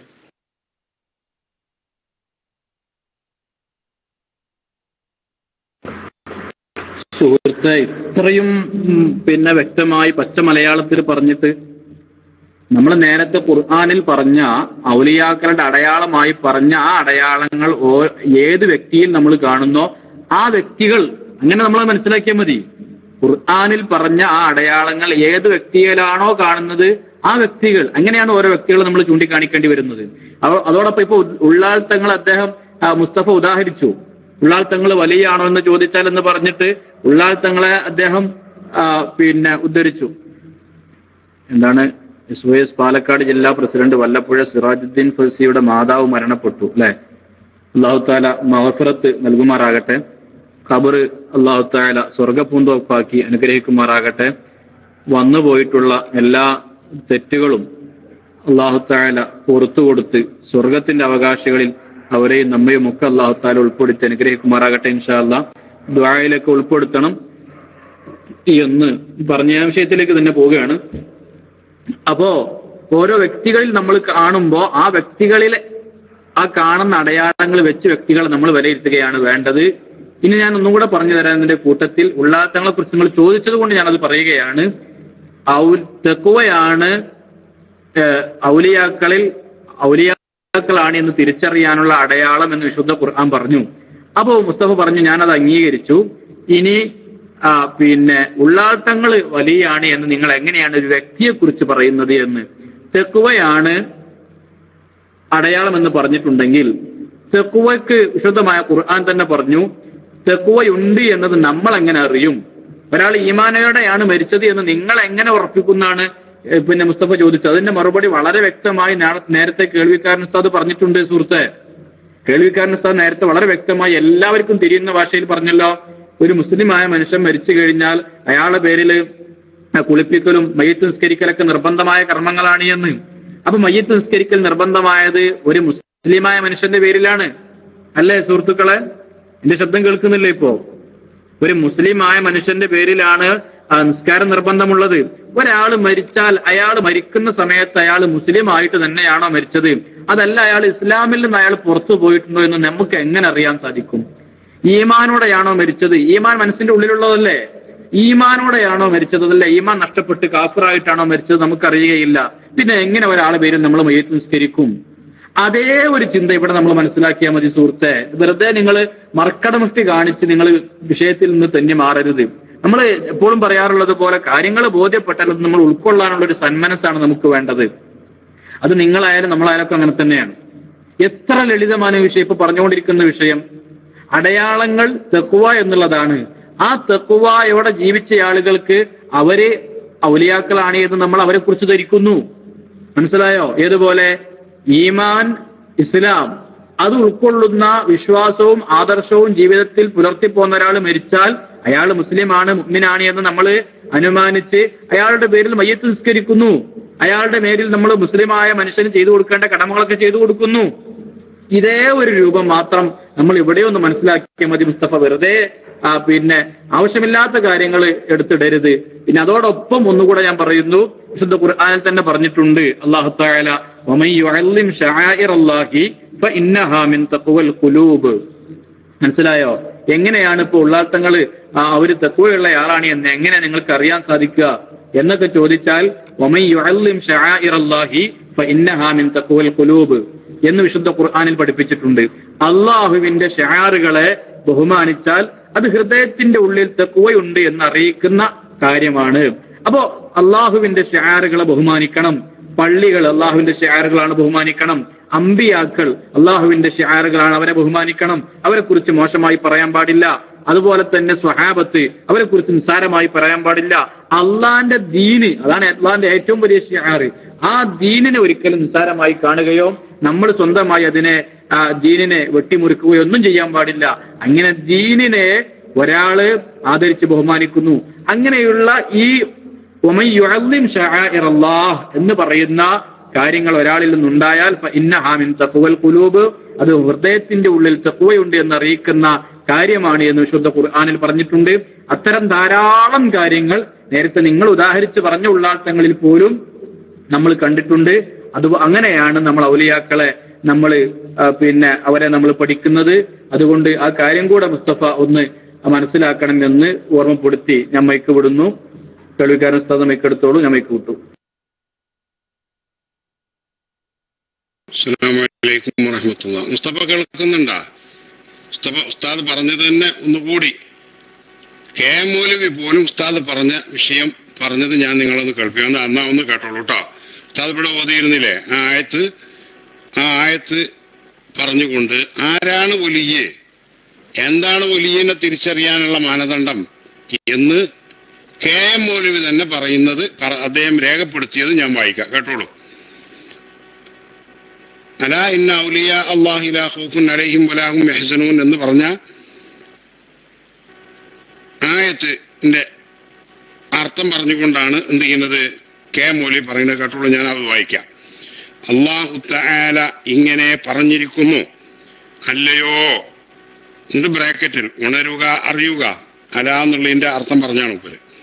നിശ്ചയമായും അള്ളാഹുവിന്റെ ഔലിയാ തങ്ങളുടെ മേൽ അവർക്ക് ഭയമില്ലാത്തവരും തങ്ങൾ ദുഃഖിക്കാത്തവരുമാണ്. അവർ ആരെന്ന് വെച്ചാൽ സത്യവിശ്വാസം കൈക്കൊള്ളുകയും അള്ളാഹുവിന്റെ കൽപ്പനക്കും വിരോധത്തിനും വഴിപ്പെട്ടുകൊണ്ടിരിക്കുകയും ചെയ്തവർ ആരാണോ അവരാകുന്നു. ഇഹലോക ജീവിതത്തിലും പരലോക ജീവിതത്തിലും അവർക്ക് സന്തോഷകരമായ മുന്നറിയിപ്പുണ്ട്.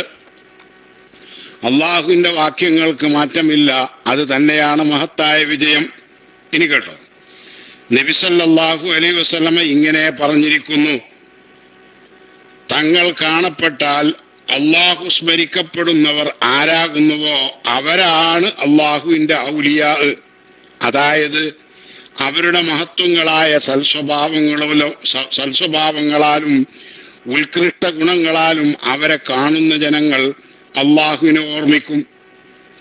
ഈ ആയത്തിൽ നിന്നും ഹദീസിൽ നിന്നും കൂടി വെളിപ്പെട്ടത് എന്തെന്നാൽ ഈമാനും നിത്യമായ തഖ്വയും.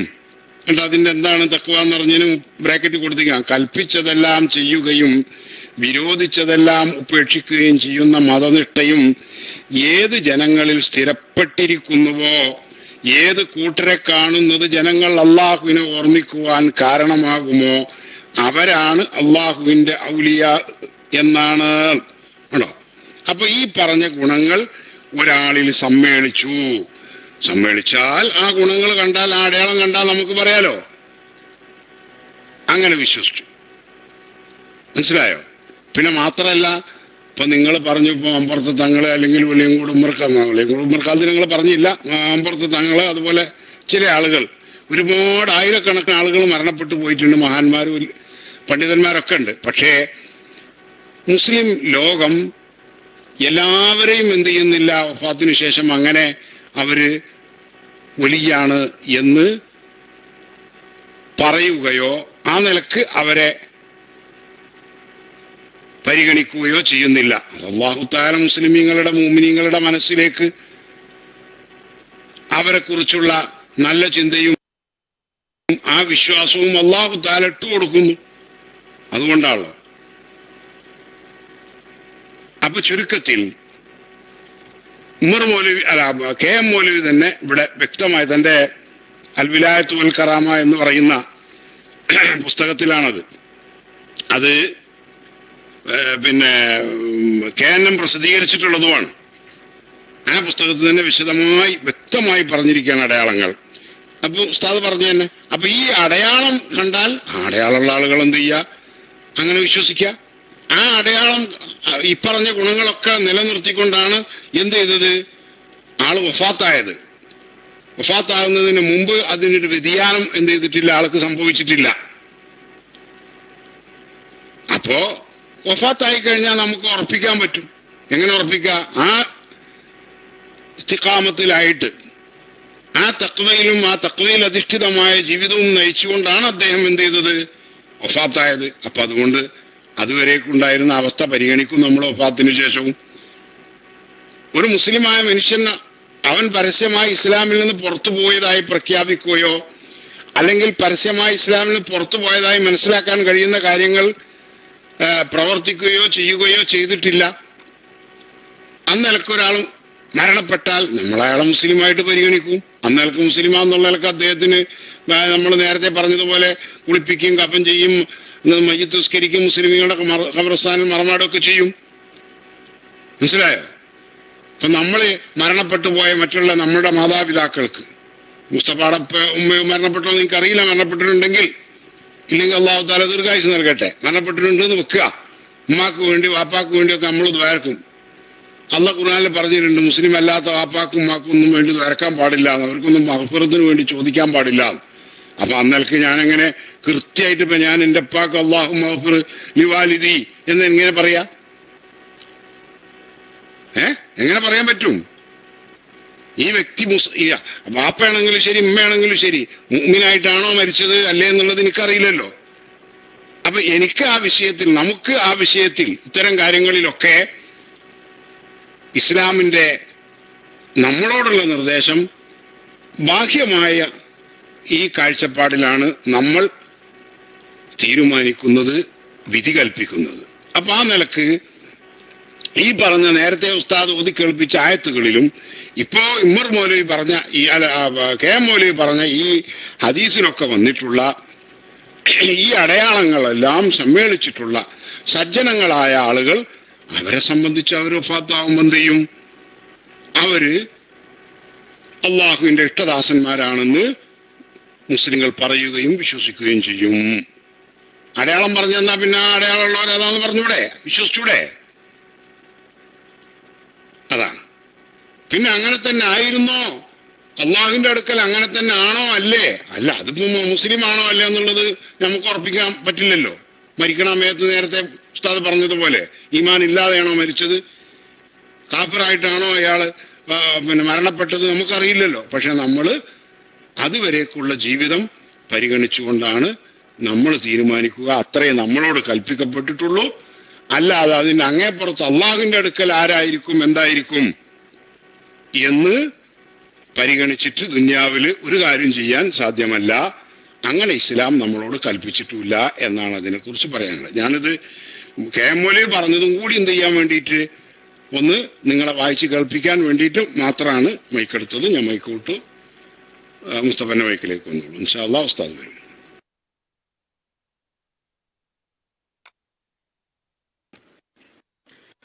അസ്സലാമു കെ എം മൗലവി പറഞ്ഞ കാര്യങ്ങൾ നമ്മളിവിടെ അംഗീകരിച്ച കാര്യങ്ങളാണ്. അത് ഔലിയാക്കളെന്നല്ല. പിന്നെ അവരുടെ ഔലിയാക്കളെയും നിങ്ങളുടെ ഔലിയാക്കളെയും രണ്ടും നമുക്ക് ഒരേ രൂപത്തിൽ ചർച്ച ചെയ്യാൻ പറ്റൂല.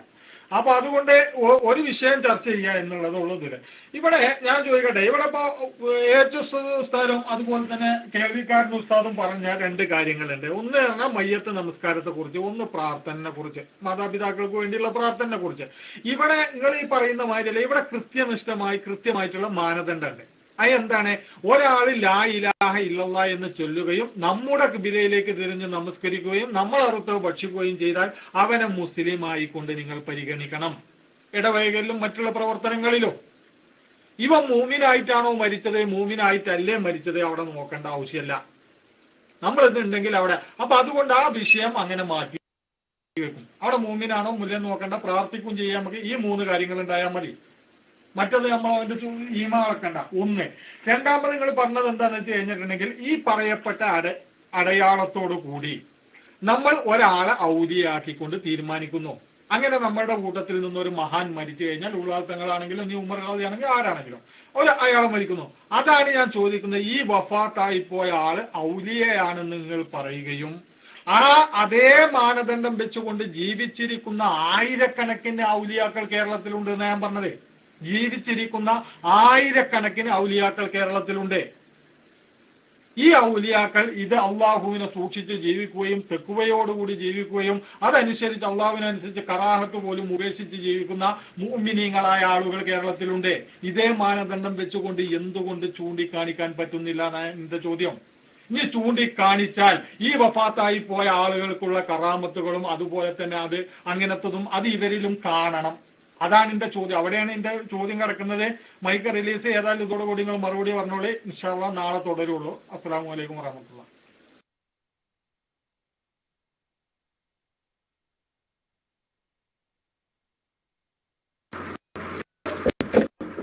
മുസ്തഫ മറുപടി ഒന്ന് കേട്ടിട്ട് വേണം പോകാന്. ഇപ്പോ 2-3 കാര്യമാണ് അദ്ദേഹം പറഞ്ഞത്. ഒന്നിപ്പോ അദ്ദേഹം നമ്മള് അങ്ങോട്ട് പറഞ്ഞൊരു ഉദാഹരണം, ഒരാൾ മുസ്ലിം ആയിട്ടാണ് മരിച്ചത് എന്ന് എങ്ങനെ നമുക്ക് അറിയാൻ സാധിക്കും, പിന്നെ എങ്ങനെ മയ്യത്തൊക്കെ നിസ്കരിക്കാൻ പറ്റുമെന്ന് ചോദിച്ചപ്പോ അതിന് അദ്ദേഹം പറഞ്ഞൊരു മറുപടിയാണ് എന്ത്, നമ്മുടെ ഖിബലയിലേക്ക് തിരിഞ്ഞ് നിസ്കരിക്കുകയും ഒക്കെ ചെയ്ത് അങ്ങനെ അദ്ദേഹം പറഞ്ഞ അതൊരു എന്താ പറയുക, ആ പറഞ്ഞ കാര്യങ്ങളുണ്ടല്ലോ മുസ്തഫ, നിങ്ങളെ പറഞ്ഞ കാര്യങ്ങൾ അത് അടയാളങ്ങളാണ്. മനസ്സിലായോ? അത് അടയാളങ്ങളാണ്. ആ അടയാളങ്ങൾ ഉള്ള ആളുകൾ അങ്ങനെ മുസ്ലിമാണ് എന്നറിയാൻ അല്ലെങ്കിൽ മുഅ്മിനാണ് എന്നറിയാൻ നമ്മുടെ മുന്നിൽ കാണിക്കപ്പെട്ടിട്ടുള്ള അടയാളങ്ങൾ ഏതോ ആ അടയാളങ്ങൾ ഒരാളിൽ നമ്മൾ കണ്ടാൽ അയാൾ മുഅ്മിനാണ് എന്ന് ധരിക്കുകയും അയാൾ മരിച്ചാൽ നമ്മൾ അയാളെ പേരിൽ മുഅ്മിനായ മനുഷ്യനോട് കാണിക്കേണ്ട കടമകളൊക്കെ കാണിക്കുകയും ചെയ്യും.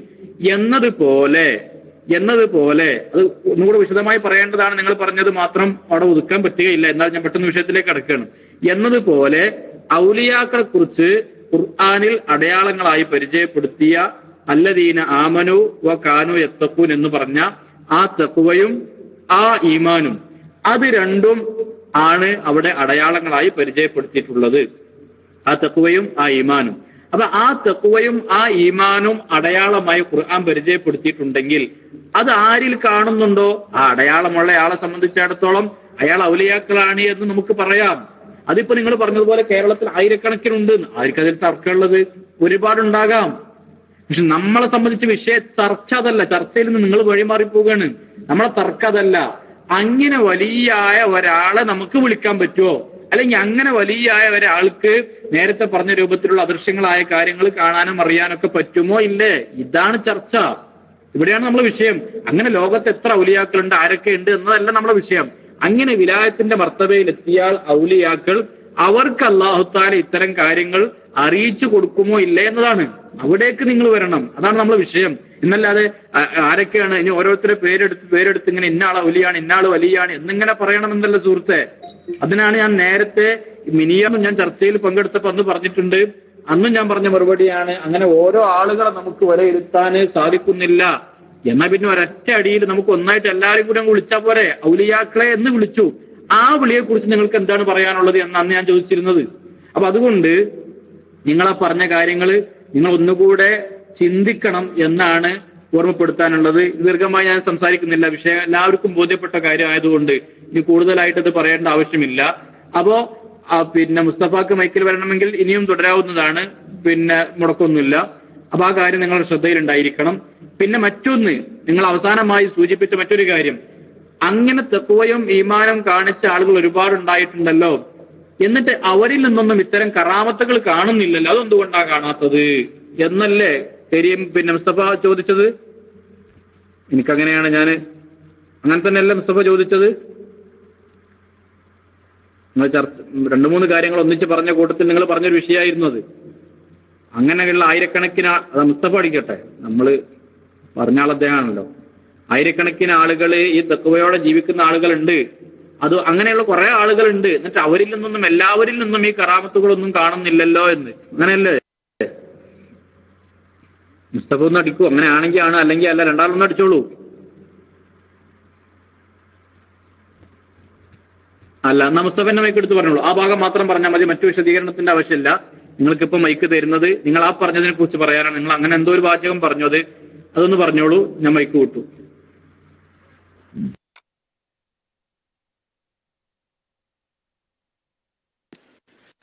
അങ്ങനെ ഒരു ഔലിയാക്കളെ ഇപ്പൊ മരണപ്പെട്ടവരെ നിങ്ങൾ ചൂണ്ടിക്കാണിക്കുകയും അവർക്ക് ഈ കറാമത്തുകൾ ഉണ്ട് എന്ന് പറയുന്നുണ്ട്. ഈ കേൾവി, കാഴ്ച, ഇങ്ങനെയുള്ള കാര്യങ്ങൾ അത് മറ്റുള്ളവരിൽ കാണുകയും ചെയ്യും നമുക്ക്. അപ്പൊ നമുക്കത് ഓക്കെ ആയും ചെയ്തു. ജീവിച്ചിരിക്കുന്ന ആളിൽ മരിച്ചുപോയ ആളുകളും ഔലിയാണ്, ആയിരക്കണക്കിന് ജീവിച്ചിരിക്കുന്നവരുണ്ട്. ഈ മരിച്ചുപോയ ആളുകൾ പ്രകടിപ്പിക്കുന്ന ഇതേ കറാമത്തുകൾ മറ്റേ ഔലിയയിലുണ്ടാവും. അത് നമുക്ക് പരിശോധനയ്ക്ക് വിധേയനാക്കാൻ കഴിയും.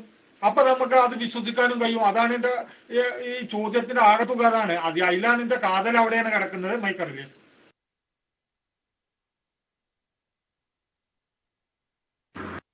അവിടെയാണ് നിങ്ങളെ കാതല്. അത് വലിയൊരു വിഷയമാണ് മുസ്തഫ. നിങ്ങൾ ഒരു തമാശയായി കാണരുത്. അവിടെ തന്നെയാണ് നിങ്ങളെ കാതല്. അതായത് ഔലിയാക്കളെ പരീക്ഷണത്തിന് വിധേയമാക്കുകയാണ് ഇപ്പൊ മുസ്തഫ. അല്ല മുസ്തഫ, നിങ്ങളിപ്പോ ചോദിച്ചത് അതാണ്. ഒരു ഔലിയാക്കളെ പരീക്ഷണത്തിന് വിധേയമാക്കാൻ പോവുകയാണ് മുസ്തഫ. അത് തന്നെയാണ് നിങ്ങളെ കാതല്. മനസ്സിലായോ? അള്ളാഹുവിന്റെ ഔലിയാക്കളായ മഹാന്മാർ, അവരെ നിസ്സാരപ്പെടുത്തുക എന്നുള്ളത്, അവരെ പരിശോധനയ്ക്ക് വിധേയമാക്കുക, അത് തന്നെയാണ് നിങ്ങളെ കാതലായിട്ടുള്ള വിഷയം. അതിൽ നിന്ന് തീർച്ചയായിട്ടും നിങ്ങൾ മാറണം. നിങ്ങളെ പരലോക വിജയത്തിന് വേണ്ടി പ്രിയപ്പെട്ട മുസ്തഫ, നിങ്ങൾ അതിൽ നിന്ന് മാറണമെന്നാണ് പറയാനുള്ളത്. അപ്പോ പറഞ്ഞതിന്റെ ചുരുക്കം, അപ്പൊ നമ്മൾ ഒരു വലിയിൽ കണ്ട ഒരു കറാമത്ത് അത് മറ്റേ വലിയിലും ഉണ്ടോ എന്ന് നോക്കിയിട്ട് നമുക്കത് ഉറപ്പുവരുത്താമല്ലോ എന്നാണ് ഇപ്പൊ മുസ്തഫ പറഞ്ഞിരുന്നതിന്റെ ചുരുക്കം.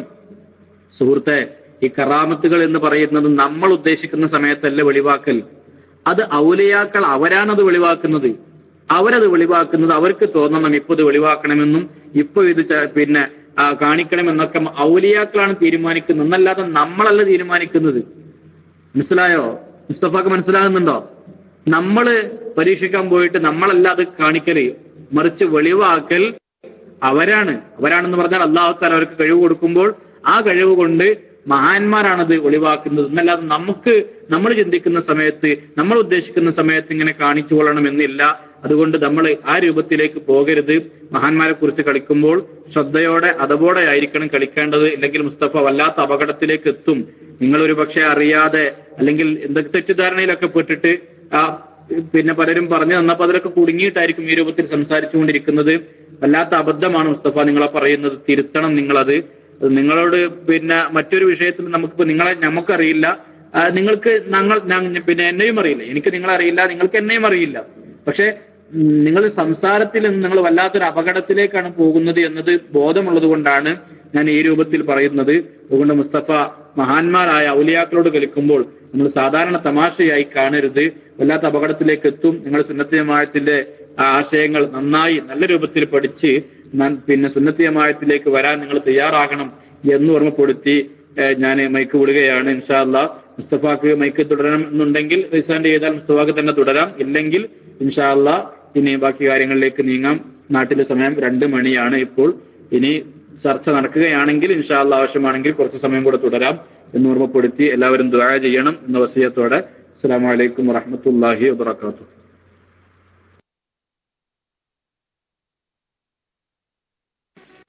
വഅലൈക്കും അസ്സലാം വറഹ്മത്തുള്ളാഹി വബറകാതുഹു. ജസാക്കുമുല്ലാഹു ഖൈറ. ഇനി വേണ്ട ഉസ്താദേ, അതേ സമയം ഇത്രയും ഇതായില്ല, നാട്ടിൽ നിന്ന് ഉസ്താദ് വിഷമിക്കേണ്ട. അല്ലാഹു തആല ഉസ്താദിനും മറ്റ് ഉസ്താദുമാർക്കൊക്കെ അവരുടെ ഇൽമിലും അവരുമായി ബന്ധപ്പെട്ട എല്ലാ കാര്യങ്ങളിലും അല്ലാഹു തആല ബർക്കത്ത് നൽകട്ടെ എന്ന് ദുആ ചെയ്യാണ്.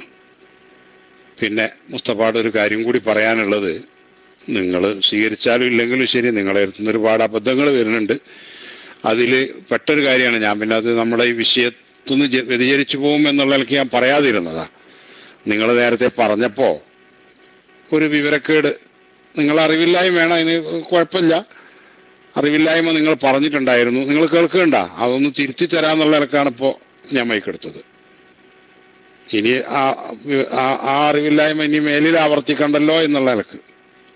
കേൾക്കുന്നുണ്ടോ മുസ്തഫ? ഞാൻ പറഞ്ഞു കേൾക്കുന്നുണ്ടോ? ഓക്കെ. നിങ്ങൾ പറഞ്ഞിരുന്നു ഇവിടെ നബി സല്ലല്ലാഹു അലൈഹി വസല്ലം ഞങ്ങൾ 10 ആളാണ് സ്വർഗത്തിൽ എന്ന് പറഞ്ഞാൽ അതല്ലാത്ത വേറെ ആരെങ്കിലും സ്വർഗത്തിലാണെന്ന് പറയാൻ നിങ്ങൾക്ക് കഴിയുമോ എന്ന്, അല്ലേ? അങ്ങനെ നിങ്ങൾ പറഞ്ഞില്ലേ മുസ്തഫ? പറഞ്ഞിരുന്നെങ്കിൽ നിങ്ങളൊന്ന് എച്ചടിച്ചാൽ മതി.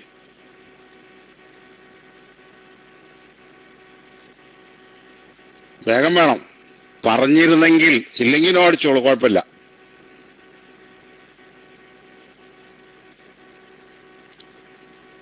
പേരെടുത്ത് പറഞ്ഞവർ, അതന്നെ പേരെടുത്ത് പറഞ്ഞവർ 10 ആളെന്നല്ല പറഞ്ഞത്, അത് തെറ്റാണ് കേട്ടാ. നിങ്ങൾ ആ അറിവുണ്ടല്ലോ, അത് തെറ്റാണ്. മനസ്സിലായോ?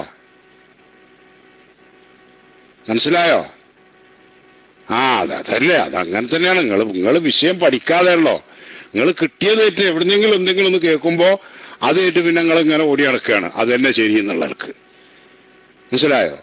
10 ആളുകൾ സ്വർഗത്തിലാണെന്ന് നബി സല്ലല്ലാഹു അലൈഹി വസല്ലം ഒരേ സമയത്ത് 10 പേരെ എണ്ണി ഇങ്ങനെ പറഞ്ഞതാ. മനസ്സിലായോ? അല്ലാതെ 10 ആളെ മാത്രമല്ല നബി സല്ലല്ലാഹു അലൈഹി വസല്ലം ഞങ്ങൾ പേരെടുത്ത് തന്നെ പറഞ്ഞിട്ടുള്ളത്. ആ 10 ആളെ കൂട്ടത്തിൽ ഫാത്തിമ ബീവി ഉണ്ടോ? നിങ്ങൾ കേട്ട 10 ആളെ കൂട്ടത്തിൽ ഫാത്തിമ റളിയല്ലാഹു അൻഹ ഉണ്ടോ? ഉണ്ടെങ്കിൽ നിങ്ങളൊന്ന് എസ് അടിച്ചോളൂ.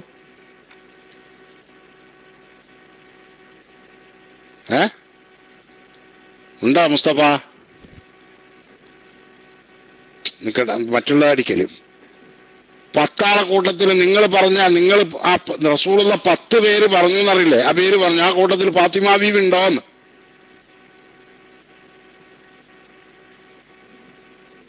ഇപ്പൊ കണ്ടോ, ഒരു വിഷയം നമ്മള് കാര്യമുള്ളത് മൂപ്പർക്ക് എന്താണ് മൈക്കിൽ പറയാം. എന്നാ മൈക്ക് പറഞ്ഞോളൂ. ഫാത്തിമ ബീവി ഉണ്ടായില് ഞാൻ മൈക്ക് വിട്ടു.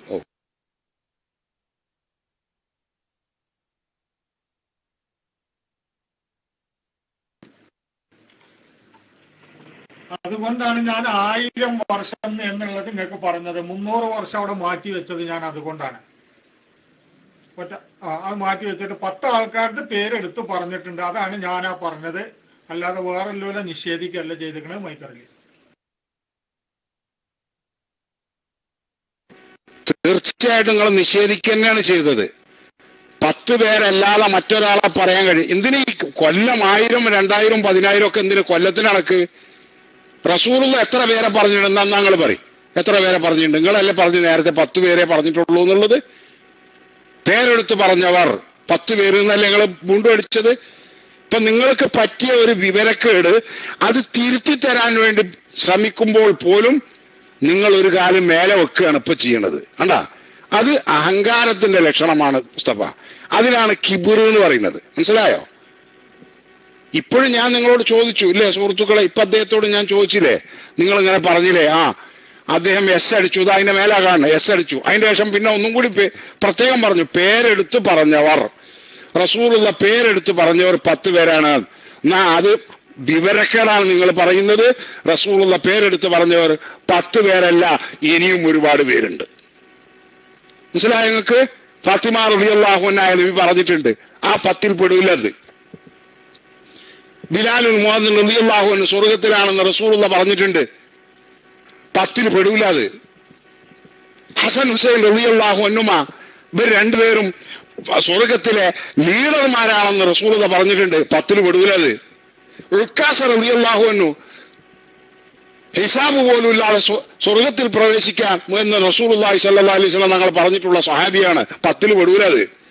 എത്ര പേരുണ്ട്? അതിൽ ബദറിനെ കുറിച്ച് എന്താ റസൂലുള്ള പറഞ്ഞത്? ബദറിൽ പങ്കെടുത്ത സ്വഹാബത്തിനെ കുറിച്ച് 10 ഉള്ളത്. ബൈഅത്തുർ റിദ്വാനിൽ പങ്കെടുത്ത സ്വഹാബത്തിനെ കുറിച്ച് ഖുർആൻ എന്താ പറഞ്ഞത്? 10 ഉള്ളത്.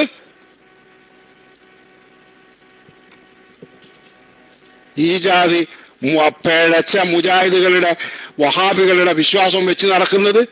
അതുകൊണ്ടാണ് നിങ്ങൾക്ക് ഈ അബദ്ധം വരുന്നത്. മനസ്സിലായോ? സ്വഹാബത്തിനെ പോലും നിങ്ങൾ എന്ത് ചെയ്യാണ്? നിങ്ങളുടെ മനസ്സിലുള്ള വിശ്വാസം, നിങ്ങളുടെ മനസ്സിൽ സ്വഹാബത്തിനെ കുറിച്ചൊക്കെ ഉള്ള നിങ്ങളുടെ മനസ്സിലുള്ള മതിപ്പ് എന്താണ് നിങ്ങളുടെ ഈ സംസാരത്തിൽ മനസ്സിലാകുന്നുണ്ട്, വരുന്നുണ്ട് പുറത്തേക്ക്. മനസ്സിലായില്ല? 1500 പേരുണ്ടായിരുന്നു, 1500ഓളം പേരുണ്ടായിരുന്നു ബൈഅത്തുർ റിദ്വാനില്. അവരെ കുറിച്ച് അല്ലാഹു തആല വ്യക്തമായാണ് പറഞ്ഞുക, ഖുർആൻ നസ്സായിട്ട് അള്ളാഹ് അവരെ പൊരുത്തപ്പെട്ടവരാണ്, അള്ളാഹ് തൃപ്തിപ്പെട്ടവരാണ്. അള്ളാഹ് തൃപ്തിപ്പെട്ടവരെ നരകത്തിക്ക് അതോ സ്വർഗത്തിക്ക് അയക്കല് മുസ്തഫ?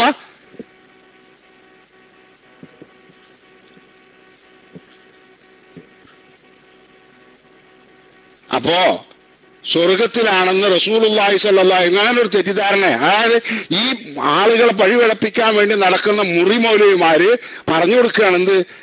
റസൂലുള്ള അങ്ങനെ പേരെടുത്ത് പറഞ്ഞ 10 ആൾക്കാർ, വേറെ ആരും ചെയ്തിട്ടില്ല. സ്വർഗത്തിലാന്ന് ഉറപ്പിക്കാൻ പറ്റില്ല, അതൊന്നും പറഞ്ഞിട്ടില്ല. ഫാത്തിമ ബീവി അക്കൂട്ടത്തിലുണ്ടാ? സ്വർഗത്തിൽ പ്രവേശിക്കുന്ന മുഴുവൻ സ്ത്രീകളുടെയും ലീഡറാണെന്ന്, ഇപ്പൊ സ്ത്രീകളുടെ ലീഡറാണെന്ന് റസൂലുള്ളാഹി സ്വല്ലല്ലാഹു അലൈഹി വസല്ലം ഞങ്ങൾ ഫാത്തിമ ബീവിയെ പറ്റി പറഞ്ഞില്ലേ?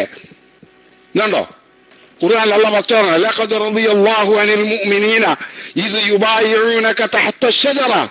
കണ്ടോ, ബൈഅത്തുൽ റിദ്വാനിൽ പങ്കെടുത്ത